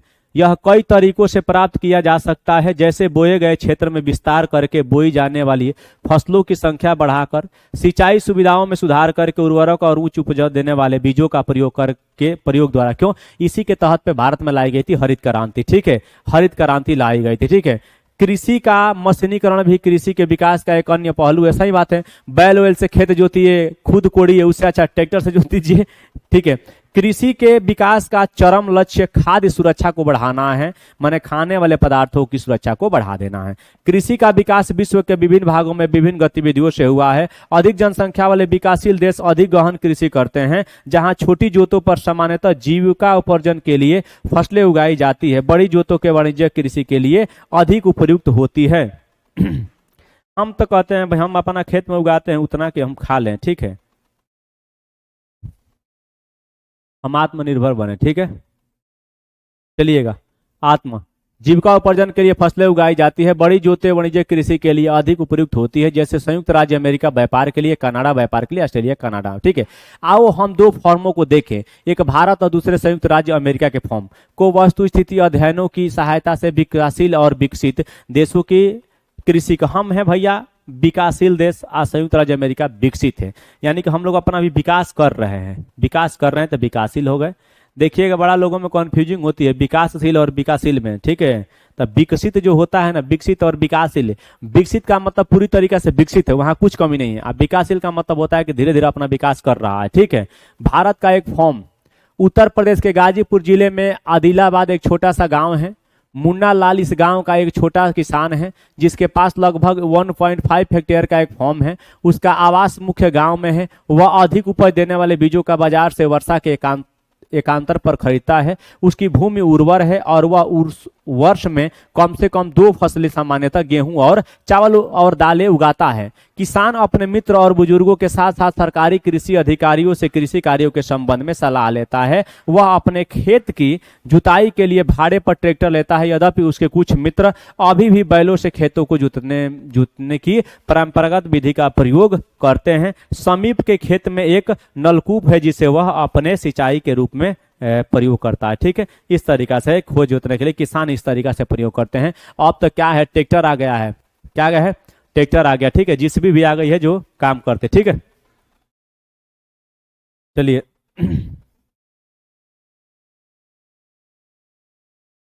आगे कह रहा है कि खेत की सिंचाई के लिए भाड़े पर लेता है। मुन्ना लाल के पास 2 भैंस और कुछ मुर्गियां भी हैं। वह निकट के शहर में स्थित सहकारी भंडार में दूध बेचता है। वह वहां एक सदस्य है। सहकारी समिति उसके जानवरों के लिए चारे के प्रकार, पशुधन के स्वास्थ्य के सुरक्षात्मक उपायों और कृत्रिम गर्भधान के संबंध में भी सलाह देती है। कृषि के विविध कार्यों में परिवार के सभी सदस्य उसकी सहायता करते हैं। कभी कभी वह बैंक या कृषि सहकारी समिति से बीजों की उच्च उपज वाली किस्में और औजारों को खरीदने के लिए ऋण लेता है। वह अपने उत्पाद को निकट के शहर में स्थित मंडी में बेचता है। अधिकांश किसानों के पास भंडारण सुविधाओं की कमी होती है, इसलिए वे बाजार के अनुकूल न होने पर भी अपने उत्पादों को बेचने के लिए विवश होते हैं। हाल के वर्षों में सरकार ने भंडारण की सुविधाओं के लिए विकास के लिए कुछ कार्य किए हैं। सही बात है, मेरे पास मान लीजिए कि 1,000 बोरा गेहूं हो गया, आपके रखे के जगह है नहीं तो कहाँ रखम, कम की मार्केट में जौन भाव मिलता बेच के हटाओ ना, तब आनी आई बानी आई तो क्या हो जाई, सर जाएगा। ठीक है, भारत के खेत देख रहे हैं हरियाली। सबसे अच्छा हमको कब लगता है, जब गेहूं बोआता है। हाँ, उसमें लोग साग खोटने के लिए जब लोग जाते हैं घर से, सभी लोग बाहर जाते हैं, हम भी जाते हैं खेत के बाहर घूमते, बड़ा मजा आता है। ठीक ना, चलिए क्या हुआ, ढेर आगे बढ़ा दिए क्या हो। ठीक है, सुविधाओं के लिए फॉर्म का हो, ये तो हो ही गया था। अब यहाँ देख लेते हैं। कह रहा है कि संयुक्त राज्य अमेरिका का एक फॉर्म, संयुक्त राज्य अमेरिका में एक फॉर्म का औसत आकार भारतीय फॉर्म की तुलना में बहुत बड़ा होता है। संयुक्त राज्य अमेरिका में एक प्रारूपिक फॉर्म का आकार 250 हेक्टेयर होता है। किसान सामान्यतः फॉर्म में रहता है। मक्का, सोयाबीन, गेहूं और चुकंदर यहाँ उगाई जाने वाली कुछ महत्वपूर्ण फसलें हैं।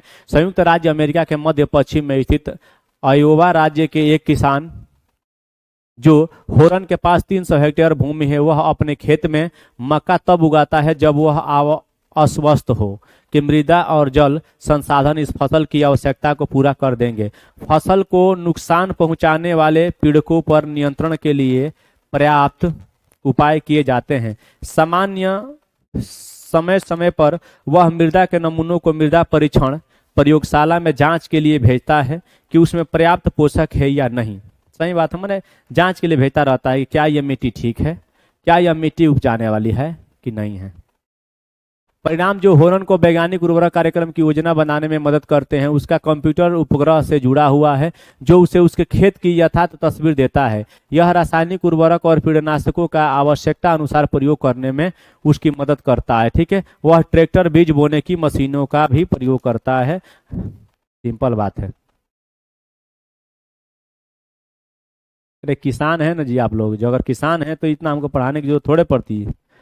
समतलक संयुक्त हार्वेस्टर और थ्रेशर का उपयोग कृषि संबंधी विविध संक्रियाओं में करता है। अनाज स्वचालित अन्न भंडार में संचित किए जाते हैं अथवा बाजार अभिकरण जो मार्केट एजेंसियों में भेजे जाते हैं। संयुक्त राज्य अमेरिका में किसान एक व्यवसायी की तरह काम करता है, न कि एक खेतिहर किसान की तरह। माने भारत में बहुत सारे छोटे मोटे किसान हैं जो केवल अपने लिए जीते हैं, अपने लिए खाने के लिए जीते हैं, लेकिन यहाँ की जो कहानी है, यहाँ के किसान जो होते हैं अपने लिए नहीं जीते हैं। ठीक है, अब आ जाते हैं, आइए कुछ देखते हैं सही उत्तर में। ठीक है भाई, सही उत्तर में क्या करते हैं, ये मेरा है नहीं, ये आप लोग का है, क्योंकि मैं थ्योरी भी लिखवाया हूं, ये भी लिखवाया, फिर भी मुझे ही पढ़ाना पड़ रहा है।